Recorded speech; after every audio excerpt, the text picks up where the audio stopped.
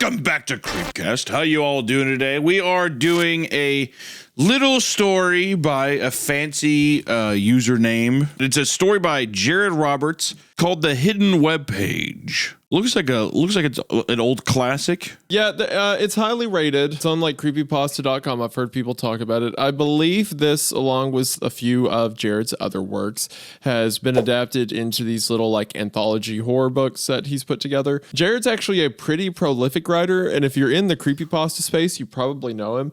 When I was younger, he did a story called The Arkansas Sleep Experiment. Which, despite the name, has nothing to do with the Russian sleep experiment. It was a pretty big deal, like, several years ago in like creepypasta culture. And since then, Jared's actually come out with multiple publishings. He has one called The Machine Stories, From the Hidden Webpage to Sunburn. So that's the one that, of course, includes the story we're talking about today. And then another one called Glycemia, a Hidden Webpage Story. So he's got a ton of works that deal with like technology and if I remember, the Arkansas Sleep Experiment was about dreams or something like that, or maybe I'm misremembering it. But yeah, he's pretty well known in like the no sleep community and stuff like that. And also, while looking him up, I found his LinkedIn, which completely unrelated to his writing. But I have to say, he is a rather attractive man. Oh, he's a looker. Yes, he is a looker. Good. So I love, you know what? You support him, or you supporting a cool author, but you're supporting a handsome author as well. Yeah, I love beautiful people. I think I wish all the uggos out there would just get out of the way and let me look at all the pretty people out in the world. And apparently Jared's one of them. So I say, thank God. Yeah, Jared's one of them.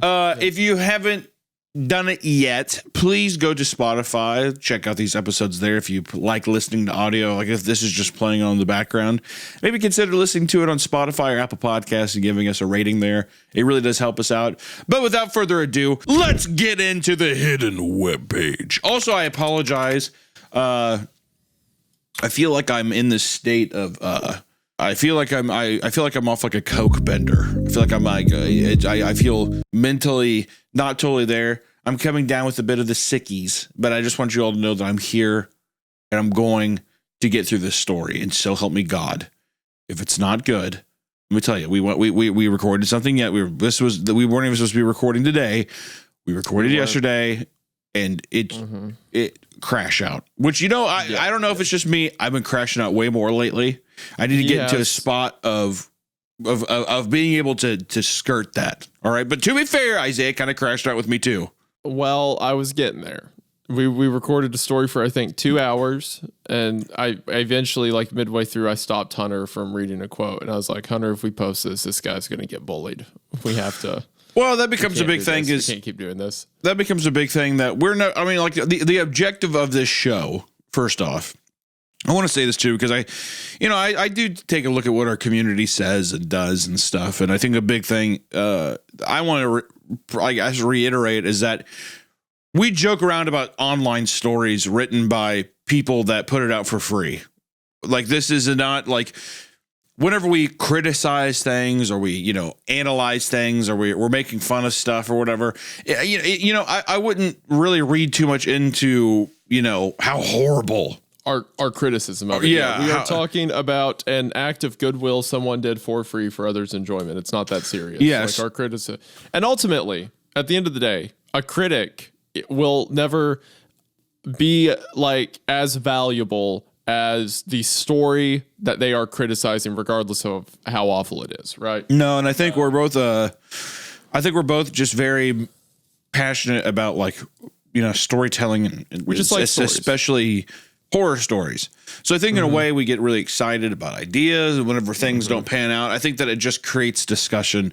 So that's a big thing, is don't want to go out and be like, this is the worst thing ever. We don't want to see that from our fans either. Like every now and then it's fun if we read like a Jeff the Killer or a Best Friend Tried to Ruin My Life, but we don't want this podcast to just be clowning on stories that aren't up to standard or whatever. Yeah, so we want to post, and don't get me wrong, I especially have said things where that could be much, much more cruel than probably I could have intended for. So I apologize for that. But I just want to put it out there that, I see a lot of people being like, well, I wish that they would just read a good one. I keep that in the back of my mind a lot of the time of like, it's good to have the silly ones. It's good to have a good one.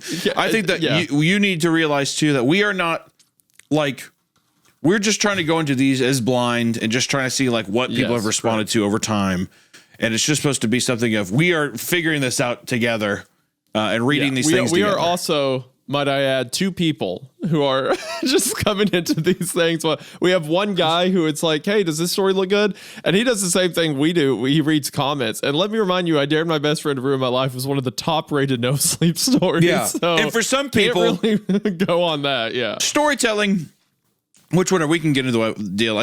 I'm in this fucking hazy, dreamy state, but I just want to say, like, your taste is subjective. There's people who could have interpreted I Dare My Best Friend to Ruin My Life into a way where they're like, this is compelling. Or at one point in time, it was super compelling. And that's totally fine.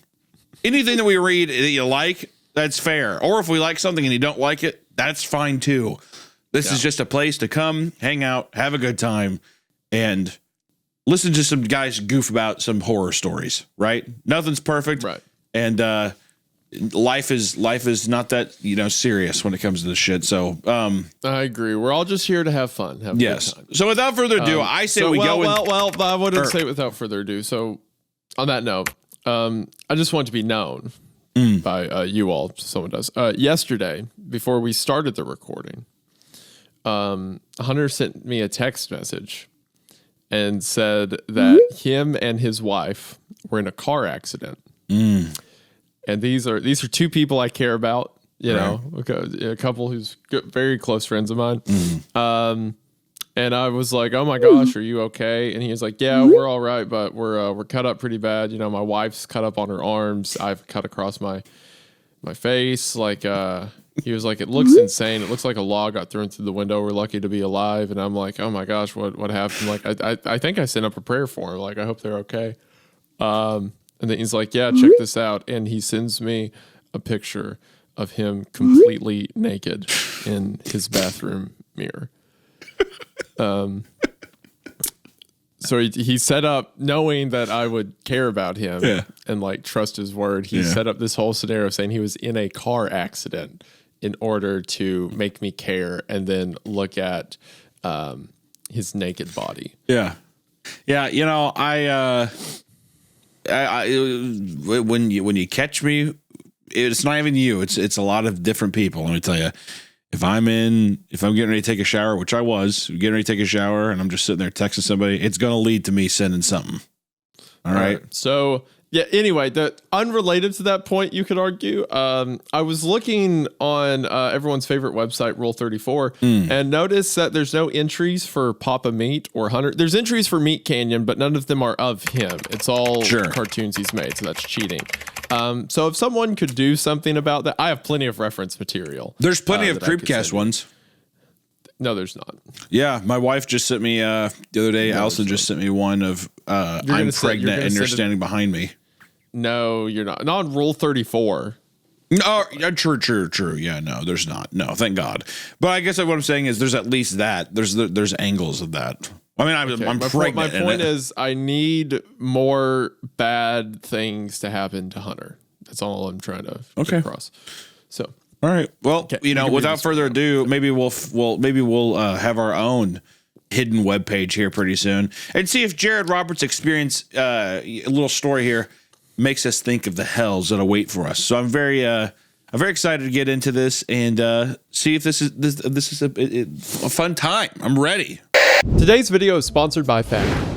It can be tough trying to eat better on a busy schedule. Work deadlines, traffic, food prep, it can all get in the way. And on top of that, I have Hunter over here talking about scratch and sniffs and dogs licking old women's feet, which almost certainly means I need to eat before I record. And thankfully Factor has me covered. Factor has delicious, ready-to-eat meals delivered straight to your door. In just 2 minutes, you can heat, eat, and enjoy. Plus, Factor lets you eat the way you want, whether it be calorie smart, keto, protein plus, or even vegan dishes. And if you enjoy the gourmet side of life, Factor has gourmet plus meals that include ingredients like broccoli, salmon, and truffle butter. With over 35 options each week, I'm sure you'll find something you like. And every meal is chef-crafted and dietitian approved. And the best part with Factor is there's no prep work, no standing in a grocery line, and virtually no cleanup. So to get in on this amazing meal option, head to factor75.com at the link in the description and use the code 50creepcast to get 50% off plus free shipping on your first Factor box. That is right. Code 50creepcast at factor75.com to get half off your first box and free shipping. What's not to love? Thank you so much to Factor for sponsoring this episode, and we are now back to the show. The Hidden Webpage by Jared Roberts. Sometimes I find it hard to believe that I've been an internet user for 20 years now. That's older than some of my coworkers. It's over half my life. Still, the internet feels like the new thing. I used to take it for granted, like we all do, but at least I remember what it was like when it wasn't there. When you had to leaf through an encyclopedia set to find an answer. When you could only find Gillian Anderson's picture in magazines. Or later, when songs took 30 minutes to download and full-length movies were almost impossible to find because no one's hard drive could hold them. First, getting online was super exciting. I mean, the first time I did it without supervision. Because I knew I had anything at my fingertips. I could type it into good old Lycos. What is Lysos? Lycos? Oh, it says right after. One of many pre-Google search engines, and there it would be. Do you know what that is? No, I have no idea. I always thought the only one I remember was Yahoo and Ask Jeeves. Yeah, you are a dinosaur. That's all well before my time. Yes, I am. I was interested in naked celebrities and the paranormal back then. Preach. I was like, man, this guy's cool. Preach. Me too, brother. I just want to see a movie star's tits and an asshole, and I just want to. I want to see ghost sightings. That's a real 13-year-old boy's search history was like boob, scary. Yeah, that's why I feel like men are primarily more able to see into the afterlife because they look for questions after post-nut clarity. It's like a level of transcendence. They're like, I have to find philosophers for a moment. Yeah, do a little sticky keys and click out some stuff real quick and be like, oh, there it is, that kind of thing. The visions are taking hold of me. I was so interested in the paranormal, I built a Fortune City free homepage all about the occult and the X-Files. And this guy's cool. I linked it to the darknet web ring, where all the best, quote, dark websites and homepages came together. Pages on spellbooks, goth babes, the occult, dark art, and a gross out page or two. It was through the web ring that I met Angelica. This guy is fucking cool. Sick. This guy's cool. Also, so we're also definitely setting this up to be. This is like late 90s. Yes, is where I'm getting at for sure. Were web rings a thing? And again, this shows my ignorance to it. Was there like, could you message people online and like stuff like that in the late 90s, or was that like early 2000s thing? When did Web 2.0 start up? I think it was. I thought it was before the bubble burst, the web bubble. I wouldn't say that it was mostly back then. It was pretty much just like the instant chat, like the not AT&T. It was fucking the little yellow man. Look, he was running. Can't remember. Oh, I know what you're talking about. Yeah, it's like him sprinting. Yeah, you got mail. It was that kind of shit. What the fuck am I? I forget what that guy's. My brain is dissolving. What did you do last night? Why are you? God, it's like you're coming out of a bender. I really am, but I swear to God, I'm not.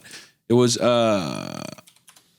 That's what AOL, yep. Yeah, I would say primarily it was AOL, just because I mean, like, if you think about back then too, which is where I hope this story explores too, is just kind of how unknown it all was. Like AOL, being able to talk to somebody and chat was like so exciting. This is before cell phones and like texting and that kind of stuff too. There was an unknownness. Like now it's just like I have all my little friends in my computer and I can like the chances of me getting groomed by a stranger or a cult leader online are very slim, but they used to be much higher. It's slim, but not impossible. Let's say that. Also, this guy, like we said, he rules. He's into goth chicks with huge milky tits and fishnets, and he's looking up fucking spells online, and then he meets a girl named Angelica, literally an angel. All right. This guy's cool. Let's get into it. I like this guy. Might become my did I write this? Was it? Yeah, exactly. Am I Jared Roberts? He does. Oh no. Okay. I'm not just coping, because I said that he was attractive earlier, but he has like my complexion and long black hair. So maybe this is like a bizarro. Me and him could get along, I think. Me and Jared could be friends. I love that you slipped in that he looks like you. You're like, he's the most attractive man I've ever seen, and then you slip in. I did not. Okay, for one, that's not at all what I said. And then you're like, you know what? He looks man, and I'm like, we have similar style. Is what he I'm looks saying. just like me. We have similar style. All right, is what I'm saying. Okay, I'm just saying that I like this guy. All right. And he, might I add, has yet to send me a picture of him naked after telling me him and his wife were in a car crash. Well, I like to keep you on your toes a little bit. Okay. Angelica hosted a Wiccan GeoCities or tripod homepage that I found particularly alluring. No, wait, it was Angel Fire. She just made the best of some cool animated GIFs, midifs, and frames. Amazing stuff at the time. Just like her, the page was creative and attractive, but also simple. The reason I bring all this up is she suddenly contacted me just a few weeks ago by email asking, "What's been happening?" A catch-up question. We had almost 20 years of catching up to do, and this is pure Angelica. She signed the email with her ICQ contact number. I enjoyed the quaint touch. It'd be like someone in the 90s sending a letter with a wax seal, right? I replied back with a summary of how my life had gone over the past 18 years or so since I'd last communicated with her. 18 years makes you think. She shot back a response almost immediately, asking for details. We exchanged a few emails this way. I was pretty excited to come home from work and write to her, actually. Nothing romantic. It was reconnecting with my past. It's a strange but addictive feeling. Soon I started to notice something just a little off. She never really answered anything about herself. She ignored my suggestions that we text or talk on the phone. All she wanted was to know more about me. It got me wondering. Like, maybe she's dying and just doesn't want to say. So I asked her. I asked why she wasn't sharing and if there was something I should know. I start reading over her previous messages for clues, and I noticed something that didn't occur to me at all until then. Her email address was at globetrotter.net. That may not mean anything to you, but it struck me as strange. You see, Globetrotter was a Canadian ISP way back in the mid-90s. I didn't even realize they still hosted. I know a lot of people still have their old email addresses for sentimental value and all, but it's like she was purposefully trying to be old school. Something about it creeped me out, like she was trying too hard to make me feel nostalgic or something. Again, I didn't have to wait long for her reply. Oh, she didn't answer my questions. She asked me, "Hey, do you remember the hole?"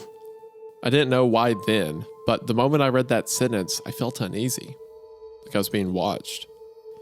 I had a hazy sense that I dreamed about something called the hole once. Whatever it was, I was instinctively repulsed by it.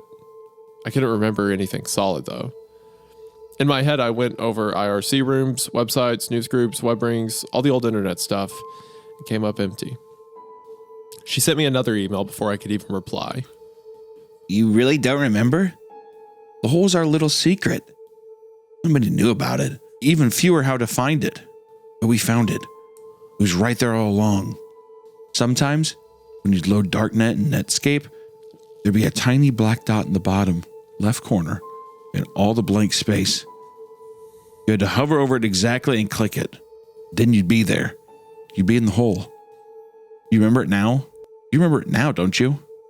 So this is fun. I've immediately bought in, just like her being a little creepy and like this weird internet space and stuff like that, trying to prey on his nostalgia a little too much.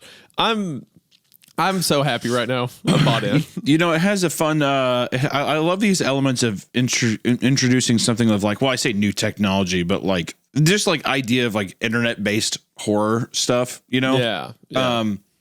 And how like the evolution of not only technology and time can make you forget about stuff. It kind of reminds me of even like, what is that one that we haven't read or anything? It's like Candle Cove. It's like a guy who grows up and he doesn't remember a creepy children's show. It's like the things from your past that you kind of repress to forget about. Yep. And in this way too, that there's something very fascinating to me about the power of the internet and anybody being able to find something, and then but only some people have ever figured out like a secret that's hiding in plain sight. That's what I think is always pretty fun. Mm-hmm. She was right. I did. I just didn't remember ever calling it the hole. What I remembered was that secret little space we found. I remember it was like the browser didn't see it as a real website or something. There wasn't even an address to copy and paste from the bar. It was just the letter M. I tried everything to pin it down to an IP, but M was all I could ever find. Another thing I remember is that I never liked the place. Not at all. There was nothing there. It was all empty. I remember being excited the first time we found it because it was something hidden, and it felt like somewhere we shouldn't be.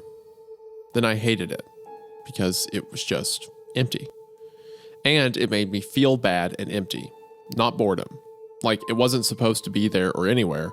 It wasn't part of anything. I wrote Angelica back telling her I wasn't interested in talking about that. I didn't hear back from her that night. That was unusual. She normally replied right away. Eerily fast, I realized while mulling it over. It was like she already had her answer typed out and it didn't matter what I actually said to her. Now that I was waiting for a response, because this whole thing had me inexplicably shaken up, of course she didn't reply. The next day, when I got home from work, an email was waiting. She said, "We were missing so much. The hole has so much for us to discover. So many secrets. You could just keep going and going. It's like an endless puzzle. Everyone else stopped at the first layer. You remember that, right? I just knew there had to be something else in there. I knew no one would create and hide it for no reason. I kept going back to it, looking closely until I discovered how to go deeper. And I kept going. It's still there, you know. It's not too late. The web ring is gone. The Netscape is gone. But the hole is still there for you." I felt a strange chill down my spine that I brushed off as nerves. I was up for a promotion and a little stressed after all. Then I started to wonder if she was pranking me. Angelica wasn't really a humorous girl. She'd laugh at your jokes, but she didn't really make her own. In fact, something about her earnestness was really disturbing. I didn't reply to her right then. I decided to run some checks on her because things just weren't adding up. I started with her email address to see if she'd been posting anywhere. I was searching for a while before I hit something. I didn't find any forum posts or websites or anything like that. What I found was that her email host, Globetrotter, had stopped hosting 11 years ago. The email address she was writing from was impossible. Now I knew something was wrong with her, if it was even really Angelica. I mean, why would she go through so much trouble to create a fake email address that mirrored whatever email address she would have been using in the 90s? That wasn't just quaint anymore. Also, we hadn't talked in 18 years. Why did she suddenly want to reach out to me? And why just to talk about some long-forgotten website? Because I felt like that's what she was building up to all along. The more I thought about it, the more weird it seemed. You know, it's a fun way to just, like, I just want to stop and say the way the story, because I like the pacing of what's going on. You get kind of suspicious. You find out what the fuck, and it drops a little breadcrumb for you. Email hasn't even been used in 11 years, right? Or 11 years, whatever. So it's one of those things where it's just like, it hasn't fully revealed its hand, and I feel like it's trying to like lead you down different directions and kind of like, I guess deceive you in some way. But I feel like, I don't know if you feel the same, but it feels like maybe she's trapped in the hole, or like a version of like when they would visit it, something in the hole like replicated it to where it could talk to people as its users, or as its like as copies of people that have entered its domain before, you know? Mm-hmm. Something like that. Mm-hmm. But I just want to say, yeah. I like this idea of just the pacing. It's nice. And like, in a lot of cases, I feel like it would be a bit cheesy, but I'm kind of bought in. It feels good right now. The way it's explained itself is like believable tone, and it feels right. so far. And also, I agree with you. It kind of gives me the vibe that like it copies like internet users to get messages out or whatever. So like basically copied her from the 90s and is now trying to fish for more people. Yeah. And also to clarify, I don't mean copy like it's a monster that copies people or anything, at least not yet. I mean like it literally copies like users' information. Well, it feels like, I mean, like, I don't know if it's going this direction, but in a way that I guess like evil spirits, demons in some tropes will use people's identities to lure people in or build trust with people. Could be the same way of, I guess, the internet being able to copy traits, text logs, all that kind of stuff to communicate with people to try to draw it back in or build trust again in that way.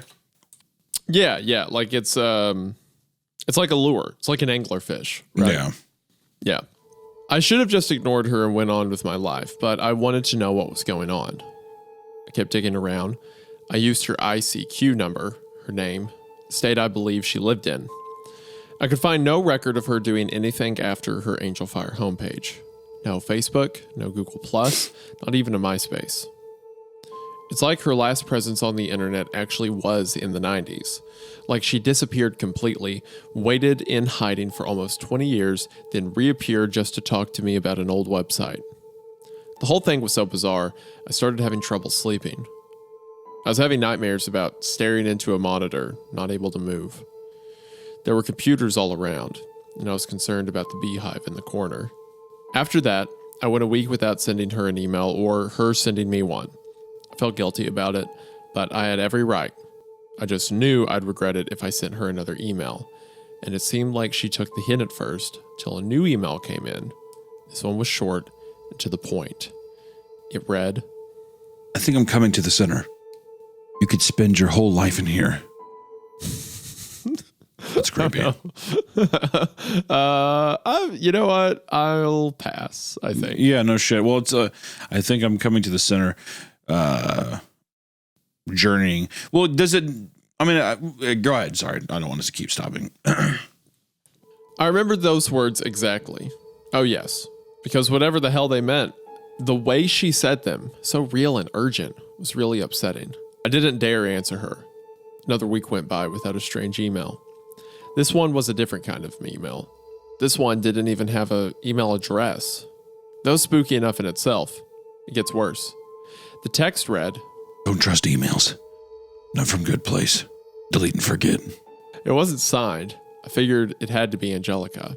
It just wasn't her style. Not long after, I received another email from Angelica with instructions of where to go looking for the hole. A place on archive.org on their Wayback Machine still had the dot to click on. That was the only way in, she said. It had to be the dot. I thought about going to check it. I would have, except I was afraid of it. I couldn't remember what happened to me with that site, but I knew there was something bad about it. Then another email came back from the blank email address. In the body, just a link to a Gopher site. Now, I hadn't seen a Gopher site in a good 15 years. I had to download an old browser just to access it. If you weren't on the internet back then, Gopher sites just house a bunch of text files and folders, usually. You'd go to gopher://blablabla.com. They were usually run by universities. Okay, thank God he said that, because I was sitting here like, what on earth is a Gopher site? Yeah. This particular Gopher site only had a few files, all audio files. I listened to them all. They had different file names, but they were the same. The muffled sound of a boy's voice saying, Help me, please. Over and over. I was shaking. I got the police involved this time. They thought I was being pranked. I asked them if they could at least look into Angelica. I told them all I knew about her. The only thing I didn't tell them is who I thought the voice was. I know it's crazy, but the reason I didn't tell them is that I'm pretty sure it was my voice when I was a boy. Oh wow. Oh, well, that's not great. Fuck that, dude. All right.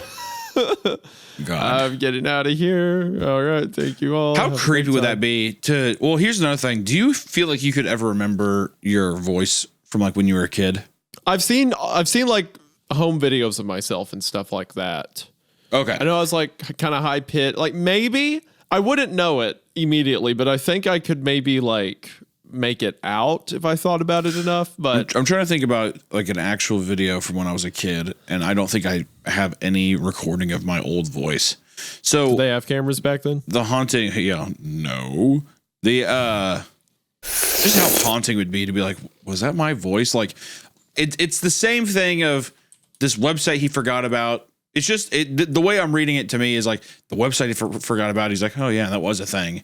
And then you hear your old voice. It's just like this reoccurrence from the past that's kind of fucking coming at you like a freight train. It almost feels like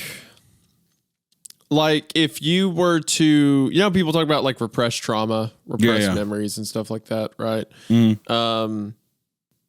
almost like our author, like something really bad happened to him, right? And it's kind of like the website and all this is a manifestation of like remembering something bad that happened to you, right? It almost kind of reminds me, I think the video will be out by the time this recording goes up, so it's fine, but I'm working on a Petscop video right now. Are you familiar with it? I've never heard of that. It's this internet horror series, but it kind of like the whole theme is that a kid's playing a PlayStation 1 video game that his mom left him, and it's like through the course of the game, he remembers a lot of horrible things that happened in his family. The game's kind of like a metaphor for repressed and this trauma kind and of stuff. and this kind of reminds me of that, but it's like a website thing. I think it's a very neat concept so far. Well, yeah, I just want to say the amount that my fucking mind just blossomed open. I love that little tag at the end. Is that I'm pretty sure it was my voice when I was a boy. It's just such a great way to make you be like, excuse me? I stopped receiving emails from Angelica and the blank address after that. I hoped it was over. I think a month passed before anything else happened. I got the promotion. Things were feeling normal. I told myself some secrets are best left secret. Well, I got a large manila envelope in the mail. No return address. I went against my gut and opened it. Inside was a printout of all my correspondence with Angelica. All of it. Not just the new stuff. Emails I'd written her back in the 90s. I took the stack of papers to the police. This was evidence. They told me they still thought it was a sick prank. That struck me as odd. I asked them. But why sick? That's when they told me they actually had heard back from local PD where Angelica lived. She had been a missing person since 1999. Her parents offered a reward and everything. They never found her. No clues. One night, she was in her room listening to music on the computer. In the morning, she was gone without a trace. I was so shocked I had to sit down. Maybe it was a prank. But then, what if it was her? Wouldn't her family want to know? Maybe she had a psychotic break or something. What's this stuff about the hole? What about the blank email address? I didn't have a clue. The police were no help with these questions, and I was pulled back in. I decided to go looking for any contacts I could remember from the time when I was speaking to Angelica. Anyone who would have known both me and her. We had a few mutual contacts. Mostly people from the web ring, but also people we introduced to each other. Just not many I remembered by their real names. Actually, none. There was one guy. He went by the handle Rapscallion42. Is that right? Rapscallion42. Yeah, I just thought it was Rapscallion. You know what? You're probably... I'm looking... Yeah, that's definitely Rapscallion. Dude, earlier when you're reading Globetrotter, I think I read like Globetrotter or something like that. Or no, Globrotter. I was like, what? What is this? Like Globetrotter. I'm like, oh, right. It's me, the old... the globe. Or no, I was saying it was. I thought I read it as Globit. I read it as Globit Rotter. I was like, Globit Rotter. I was like, what the fuck is that? That's pretty good. You're like Globetrotter. I'm like, oh right, yeah.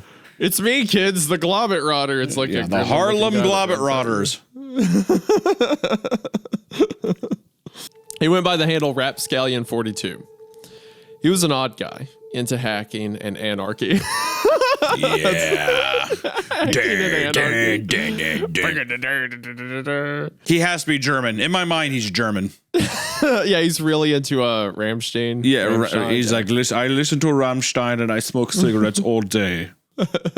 It's all I do all day is I talk about anarchy because I hate the government. That's all. That's all I I like immediately after that, the author like points out like the funniness of it. He's like, he's into hacking and anarchy, the good, clean internet taboos we had back then. Because I feel like 10 years ago, even further, I'm sure, but 10 years ago, it was like, yeah, I'm really like a second phase anarcho isolationist. Who, Oh, like, sure. That was a big deal. Yeah. Oh, sure. He'd been on the net forever, since the days of bulletin board systems. That guy, if he was still around, he'd probably still be going by the same username. So I got to searching. Not only could I not find any trace of Rapscallion42, I couldn't find any Rapscallion at all. He was all over the web in the day, so that in itself was weird, like someone scrubbed any trace of him. That's when I got the idea to dig out my old computer. It was an old 1997 HP running Windows 98. I had it stashed in the basement since I went to college. It would at least have all of my old contacts stored just where I left them, if it would even load. I had to wait 5 minutes for it to boot up. Then I got the Ethernet cable plugged in. It was like it had just been in sleep mode for 2 decades. And there they were, my desktop icons for IRC, ICQ, Netscape, and even Napster. Napster. I learned there was more to music than the radio from Napster. Some good memories. Honestly, wasn't sure ICQ would load. I believe ICQ still exists in some form, but I just doubted their servers would still accommodate the old software. One of the key features of ICQ that made it so ahead of its time was that, besides being the only instant messenger, it also allowed offline messaging. I mention that because not only did ICQ load, but it loaded with a message. That perturbed me a little because it's like it was just waiting for me, knowing I'd boot it up. Except for one detail. The message was dated from November 1999. It was from Angelica, so it had to have been sent right before she disappeared. It just said, "You coming?" It sent a shiver down my spine. Where was she going? Could I have helped her if I'd seen it in time? Why'd she act like I knew? Even weirder is that I'm sure I'd been on ICQ after November of 1999. I'd say I used it up to 2001 or so. That's when I went to college. It's like the message got trapped in the server all that time and I was only getting it now. I closed the message and looked for Rapscallion42. I was hoping just to find an email address on his ICQ info. I really didn't expect to see a green online icon beside his name, but that's what I got. That only added to how unsettled I was. I almost had to check to make sure it was really 2017. Anyway, I fired off a message to Rap saying, "Hey man, long time no speak." I didn't want to just start with business after all that time. I was relieved when he replied back with a friendly hello and asked me how I was doing. After exchanging pleasantries and catching up a little, I had to ask him why he was still using ICQ after all this time. He said it's because of Y2K. Y2K really happened. It just didn't happen the way everyone expected. It was way more insidious. We all thought computers would just stop working because they couldn't handle the millennium change. But it wasn't that they stopped working. Something happened inside the connection of things, something bad. The old equipment would be fine as long as it didn't get patched. But everything made after December 31st, 1999 would be tainted. That's why he still used ICQ and never let go of his net zero dial-up connection.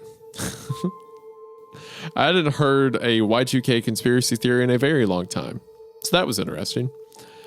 I chose to ignore it and asked him if he knew about Angelica going missing back in '99. He said he didn't. He figured she just dropped off the internet. But, he said, it's no coincidence she went missing right after Y2K. A lot of strange things happened then. The world changed. Only a few people even noticed. Rap was always a little on the fringe, but what he was saying was strangely upsetting. Maybe it was just hitting too close to home. If that last message really was sent November of 1999, then he was right. She disappeared right before Y2K. Given his views, I went ahead and told Rap everything that had happened. He believed me. That was a nice change, in a way. It also made it feel more real. I was shaking while typing. He told me my story reminded him of something he'd heard from another old friend just recently. There's this guy, Rockstar, or to his close friends, just Reggie. We used to frequent an internet forum on hacking and freaking back in the mid-90s. What is freaking? I think I thought it was dancing, but I'm probably... Is it? I'm probably wrong. Freaking is a type of hacking that involves manipulating a phone system to make free or unauthorized calls. Okay. So dancing. It's like hacker. So dancing, yeah, like you said. They were on a board about hacking and dancing at the same time. This guy had a lot of friends there, was well-spoken and clever enough to earn real respect. Over time, as often happens, he just drifted away from the forum. His posts became less frequent as other aspects of life preoccupied him, and soon enough he was gone. The forum strove for anonymity, for obvious reasons, so no one kept in contact with him. The forum's still there, Rap said.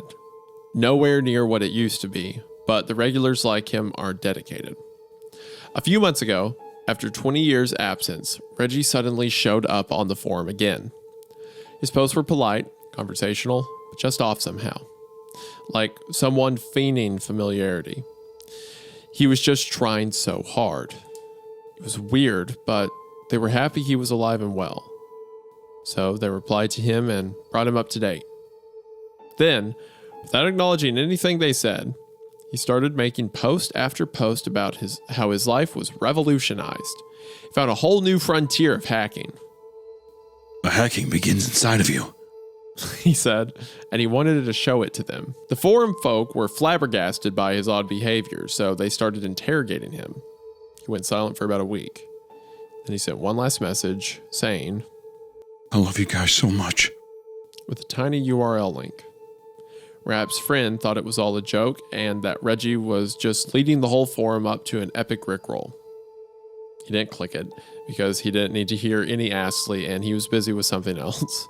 He came back to the forum later and decided he was going to go ahead and click the link anyway. Maybe something legit. On a whim, he refreshed first to see if anyone replied saying what the link was. He sees a post and reply from a very trusted and respected member of the forum saying, in all caps, Do not click that link, whatever you do, and that is not Reggie. For an old pro to use all caps, that was serious shit.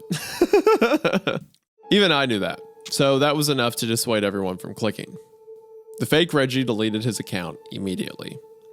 The forum moderator and others tried to figure out who the guy was, but no luck. The guy who made the all caps post explained after that he tried to safe browse the link with an old Linux box and whatever was in there wrecked it. And that box had security out the wazoo. He couldn't explain it. Also, before the computer wiped out completely, he said he thought he saw something. The regulars pressed him to say what it was. He made them promise first that it stays with them. He said he saw a picture of his daughter on the screen. She died 5 years ago. There were no pictures of her on the computer. Worse, he'd never seen that picture before. That, more than anything, convinced him to post the warning in all caps. Whatever it is, he said, it's evil. Rap added, If you've been on the internet long enough, you'll learn that there's evil out there. Not the child porn or torture videos. Something deeper. Something hidden in all the code and connections. Maybe it came from us at one point. He was giving me the creeps, so I tried to bring the subject back to Angelica. He said, No, listen. Sometimes it tries to get out. That was enough. I told him he was freaking me out with that kind of talk and I had enough to deal with. He said he didn't understand what I was talking about. He still reads my homepage all the time and that I've been doing great work exposing the evil. Thing is, I don't even have a homepage anymore. That thing was taken down in like 2001. He insisted it was my Fortune City homepage. He'd been reading my updates all these years, even after we lost contact, he said. I sent him a link to prove to him that Fortune City doesn't even exist anymore. Rap went quiet for a few minutes. Then he said he was looking at the homepage at that moment. It was last updated just a few days ago. And it was all about what they were talking about now and what was going to happen next. Eat the doozy, he said, then immediately went offline. I sent him a message with my contact info to let me know if he was okay. I haven't heard from him since. I've checked ICQ a few times and he's never been back online. Okay, so the computer, or whatever this entity is and stuff, it's tricking users like Rap into thinking that this old web is still like fully functional, like still working. So it's like it's presenting a whole facade to these people to make them think the internet never changed, right? That they're still there. Yeah. It's mirroring something. It's mirroring something that was there around Y2K. It hasn't changed, but is presenting itself to people in ways that it's still an active running thing, even though now it's probably a dated, archaic piece of technology. Mm-hmm.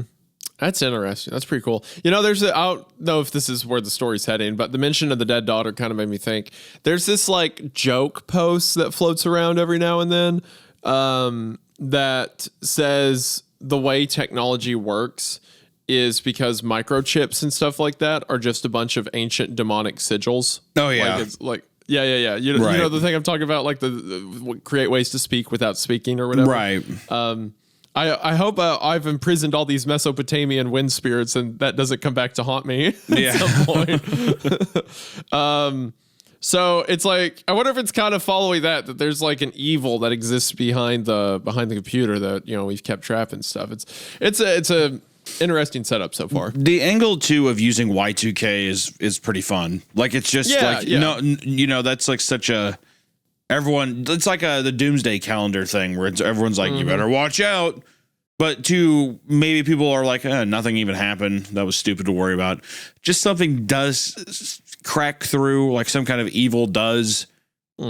Actually, it's able to rear its head. You know, that's a very interesting. I like that. Yeah. The idea that like something did happen. Yeah. We just don't know what yet. Yeah. I really like how campfire story this feels, by the way. It's very much like I had a friend and he said this, which was odd. It feels like me and you are sitting around a campfire right now. And I like I guess literally the campiness of what's going on. It feels like sometimes we'll talk about like, no, I like it when stories have fun, but we're always having a bad time whenever we say that. This is an example of a story being kind of goofy, like Y2K, you know, hacking website stuff, but it does it in like a fun way that's like rewarding and works well. Yeah. I had to walk away from that computer. I felt like I was being watched or something. Every noise was freaking me out. After a sandwich and some tea, I went back just to shut it down. That's when I noticed a folder on the desktop that stood out. For one, I never really kept folders on my desktop. And two, I didn't remember this folder at all. It was called Noah's Cape, which sounds like a crappy Bible game. I never played crappy Bible games. Something about it didn't seem right. I opened it. Inside was all pictures and WAV files. My instincts told me to get out of there. One picture after another was just kids. Uh-oh. Oh, God, buddy. Oh, no. Oh, okay, God. all right. Well, this has been a great episode of Creepcast. Thank you all for coming. Okay, I don't know. Teens, boys, and girls sitting at their computers. Oh, okay. It's just a hacker looking at webcams. It's not. None of them seemed aware that they were being photographed. The pics all seemed pointless. All I knew for sure is I didn't take or download these pictures. Ever. They were all time-stamped as November 21st, 1999. The WAV files were the sounds of typing, muttering, chairs moving, sounds of people at a computer, sounds of surveillance. Till one of the files, it was a voice I'd never heard before. I know it, because I don't think anything could have made me forget that voice. It was a hollow, metallic voice, almost inhuman, but a man. It whispered with a hiss. You coming? Its whispers were like flesh sizzling on iron. Nothing of this earth should talk like that. What it said, it was the same as Angelica's message, also from 99. I shut down the computer and left the house. I didn't even want to be in my own home. I just drove around for a while, thinking. Whatever was going on, it was really not good. Yet I couldn't let it go. I felt drawn into something secret and I wanted to figure it out. For Angelica's sake too. if she really was a victim. I decided to contact my buddy Ben. He's a real computer wizard, works IT at the University of Guelph? Yeah, we need to fire whoever came up with that. I know that may not sound like the most prestigious place to be, but they actively poached him. Oh, I thought for a second, I know it's not that prestigious, but they fired him immediately. Oh, yeah, no. No, they sought him out, yeah. He's good. Anyway, I gave Ben an idea of what was going on and asked if he could get a lock on that Gopher site for me. I also asked if he could safely do it, see if there's anything to this whole site. He said that wouldn't be a problem. The next day, he already comes back to me with the question.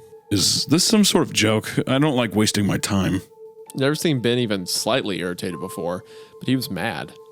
He told me when he traced the Gopher site, it turns out it was being hosted right there at the University of Guelph. But they didn't have a Gopher site, he said. Never have. I assured him if it was a joke, I wasn't in on it. So he said he'd try to find the server tower it was running on. If he could do that, he could read the logs, find out who set up the damn thing. While I was waiting for Ben to get back to me, I got a call from Detective Thorold. The police hadn't shown much interest in my case, but it happened to land in front of this guy. Thankfully. He said the simple fact that Angelica had disappeared meant there was the possibility that a crime had taken place. I agreed. Because of that, he had done a little more work and felt I should know. He found Angelica. When he told me she was alive and well, I was thrilled. He said she voluntarily ran away from home and chose not to have contact with her family. She declined to say why, and he had no right to compel her otherwise. Legally, he was bound to protect her privacy. The point is, there was no crime. However, when he told her how it came about that he went looking for her, she asked him if she could speak to me.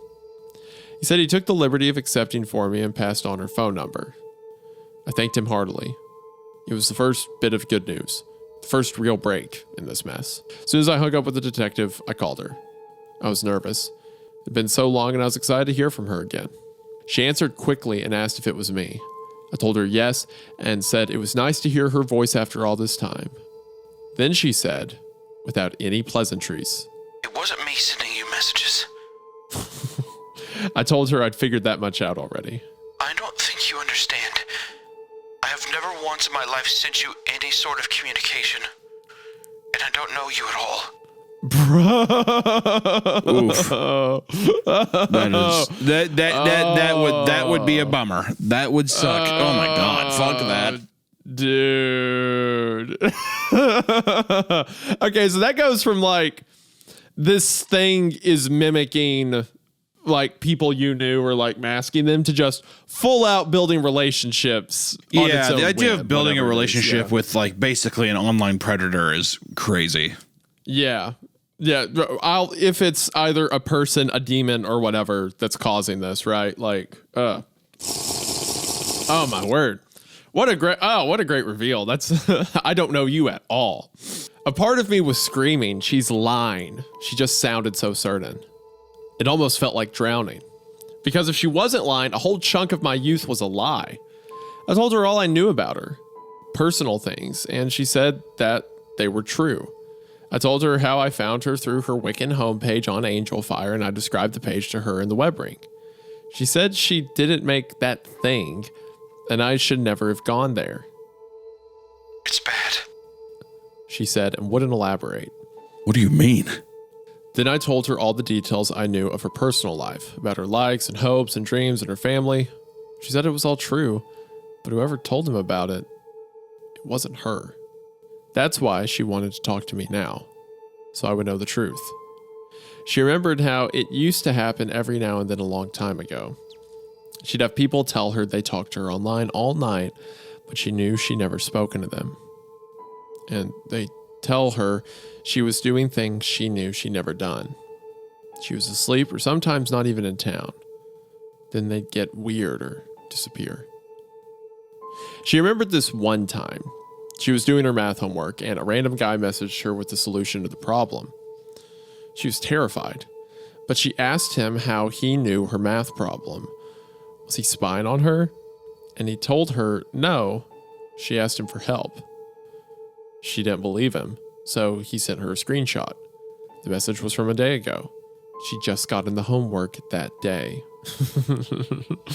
She said the worst it got was when she messaged a close friend of hers and she saw online on ICQ. Her friend replied with, "Who is this?" She thought it was just a joke, so she said something silly. She didn't remember what. Her friend said she didn't think it was cool to be hacking Angelica's account, or if this was her brother, to knock it off. Angelica swore it was her, and her friend replied, I know you're not Angelica because Angelica's sitting right here with me. Oh, God, dude. God. whoa. God. I know when one of these stories is good. I know when it's getting me because I suddenly become aware of the door to my office just off to my right. Like I just start thinking about. Yeah, you're going to find like a clone of yourself just standing in the doorway or something like that. Yeah, its eyes are a little too tall. Just like Yeah. just something a little off. Yeah. Yeah, your eyes are just a little too far apart. You're just like, what? Yeah. Just a little uncanny. It would be. Well, now I'd actually be safe because I know it's Jared Roberts, my close friend. Yeah, my lifelong 22 decade old buddy, old pal. I just call him randomly and start telling him about like his mom's birthday, like all. Yeah. He's like, who the fuck are you? Who are you? Jared, you're German? Jared, it's me, Jared. Come on. Remember me? Whoa. She knew this friend wouldn't joke like that. She didn't have the imagination for it. Whatever it was, her friend really believed she was in the room with her, but she wasn't. Her friend always insisted she was there that night. She said Angelica was showing her cool new homepage. The friendship fell apart after that because her friend got strange. That was the first she'd ever seen of the homepage, and she knew it was bad juju. I asked her if she'd ever heard of the hole. She went silent for so long, I thought we lost connection. She said she's still there. She just never expected to hear that again. There was this guy who used to harass her back when she was like 12 or 13 on IRC. He called himself Holy Moses. He started off nice, seemed to understand all her problems, and to know what she was thinking. At 12, that felt romantic. Oh no. But she noticed weird things, like he didn't seem to have any life or personality. Oh no. At any time of the day, he was always online and active, but no one knew anything about him. One day, he started telling her strange things, like, do you remember the 3 men dressed as bees at the Halloween party? She didn't know what he was talking about. 8 years later, at a college Halloween party, she saw 3 men dressed as bees sitting in the corner of the room. They weren't doing anything, just sitting still and staring at the floor. Then they turned to her and their eyes looked so black. She ran out of the party. Whoa, okay. Another time he told her, you can drink and smoke, you know. You died in a car crash. Ugh. Bro. Dude. I had the mystery man on the other end saying that. It's like, well, I guess I'm never leaving my home ever again, ever. Yeah, I guess I'm never getting in a fucking car again. Yeah, oh my word. It scared the life out of her. She briefly wondered if she really was a ghost, she said. When she told him to stop telling her things like that, he said there was a place she could go that was for special people only. She'd never need to go anywhere else. It was a place on the internet that was infinite in all directions. She said she remembered him saying that specifically. And everything she needed would be there. It was called The Hole. And she just had to send him a message with the letter M to get there. She actually tried to do it because things weren't going well for her. But she sent the letter N by accident because her hands were shaking. Holy Moses went offline and she didn't see him after. Until 2010, when she got an email from the New Commandments at holymoses.com saying, you coming? If anyone was impersonating her, she said that was the most likely person. At the time, she was so naive. Looking back on it now, talking to me, she said he was the creepiest person she'd ever encountered. Just thinking of him creeped her out and made her afraid he'd sense it somehow and come for her. I don't know you, but I told you all this for a reason. What you're digging into, be careful. There are a lot of very bad things hidden in the old internet. Things the Twitter and Tumblr generations will never see. And lucky them. She promised we never speak again and bid me a good life before hanging up. I was left reeling. What she said meant whoever I spoke to for years in my teens. I don't even know who that person is. It was all a lie. And why? What's so interesting about me? I wondered how much else in my life was trickery. Before I could dwell on it too much, Ben called me back. He said he managed to track the server to a storage room in a sub-basement below his office. He was aware of the basement, but it was abandoned years before he even started working there due to ventilation and mold issues. It's just full of old IT crap now and some storage lockers. Someone had set up the server in a storage closet, and the closet itself was completely obscured by old computer equipment, probably for years. Figures that's why it was never found. I mean, the server had been running under their nose all the time. When he gets in, he sees an old desktop hooked up to a landline. Beside it, he saw a notepad with "Please stop" written on it. That alone made him want to get the hell out of there. The whole place is covered in thick dust, too, and his allergies were acting up. Somehow the server was still running. He was to hook up a monitor and keyboard just to interact with it. One thing he said in passing really disturbed me. He said, The ironic thing is, the server was built with an auto shutdown date. The date was the same day I was there to shut it down. Dude, it's like it knew I was going to be there that day. Whoa. So I get the impression from this isn't that it's not just the University of Gulf that has one of these. I think the idea is that like this is a huge sort of conspiracy or supernatural thing for old web internet that was set up like everywhere. Yeah, Like I think it's going to be. I think it's going to be a network of old computers still kind of like active, like kind of like almost like little basements relics of universities and stuff. Like that. Yep. Yeah. He said after shutting it down, he went and told his manager all about it. Just a fun IT anecdote.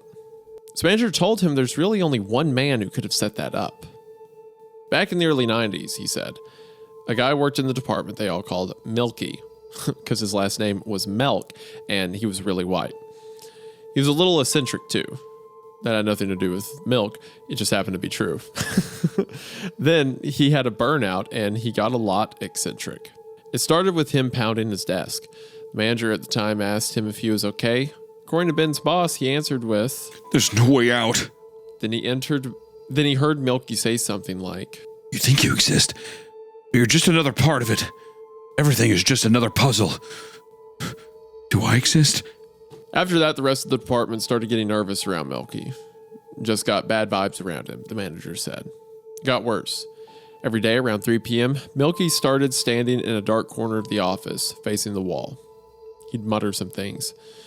The guys joked that he was at his prayers, but he'd always come away looking more upset than anything.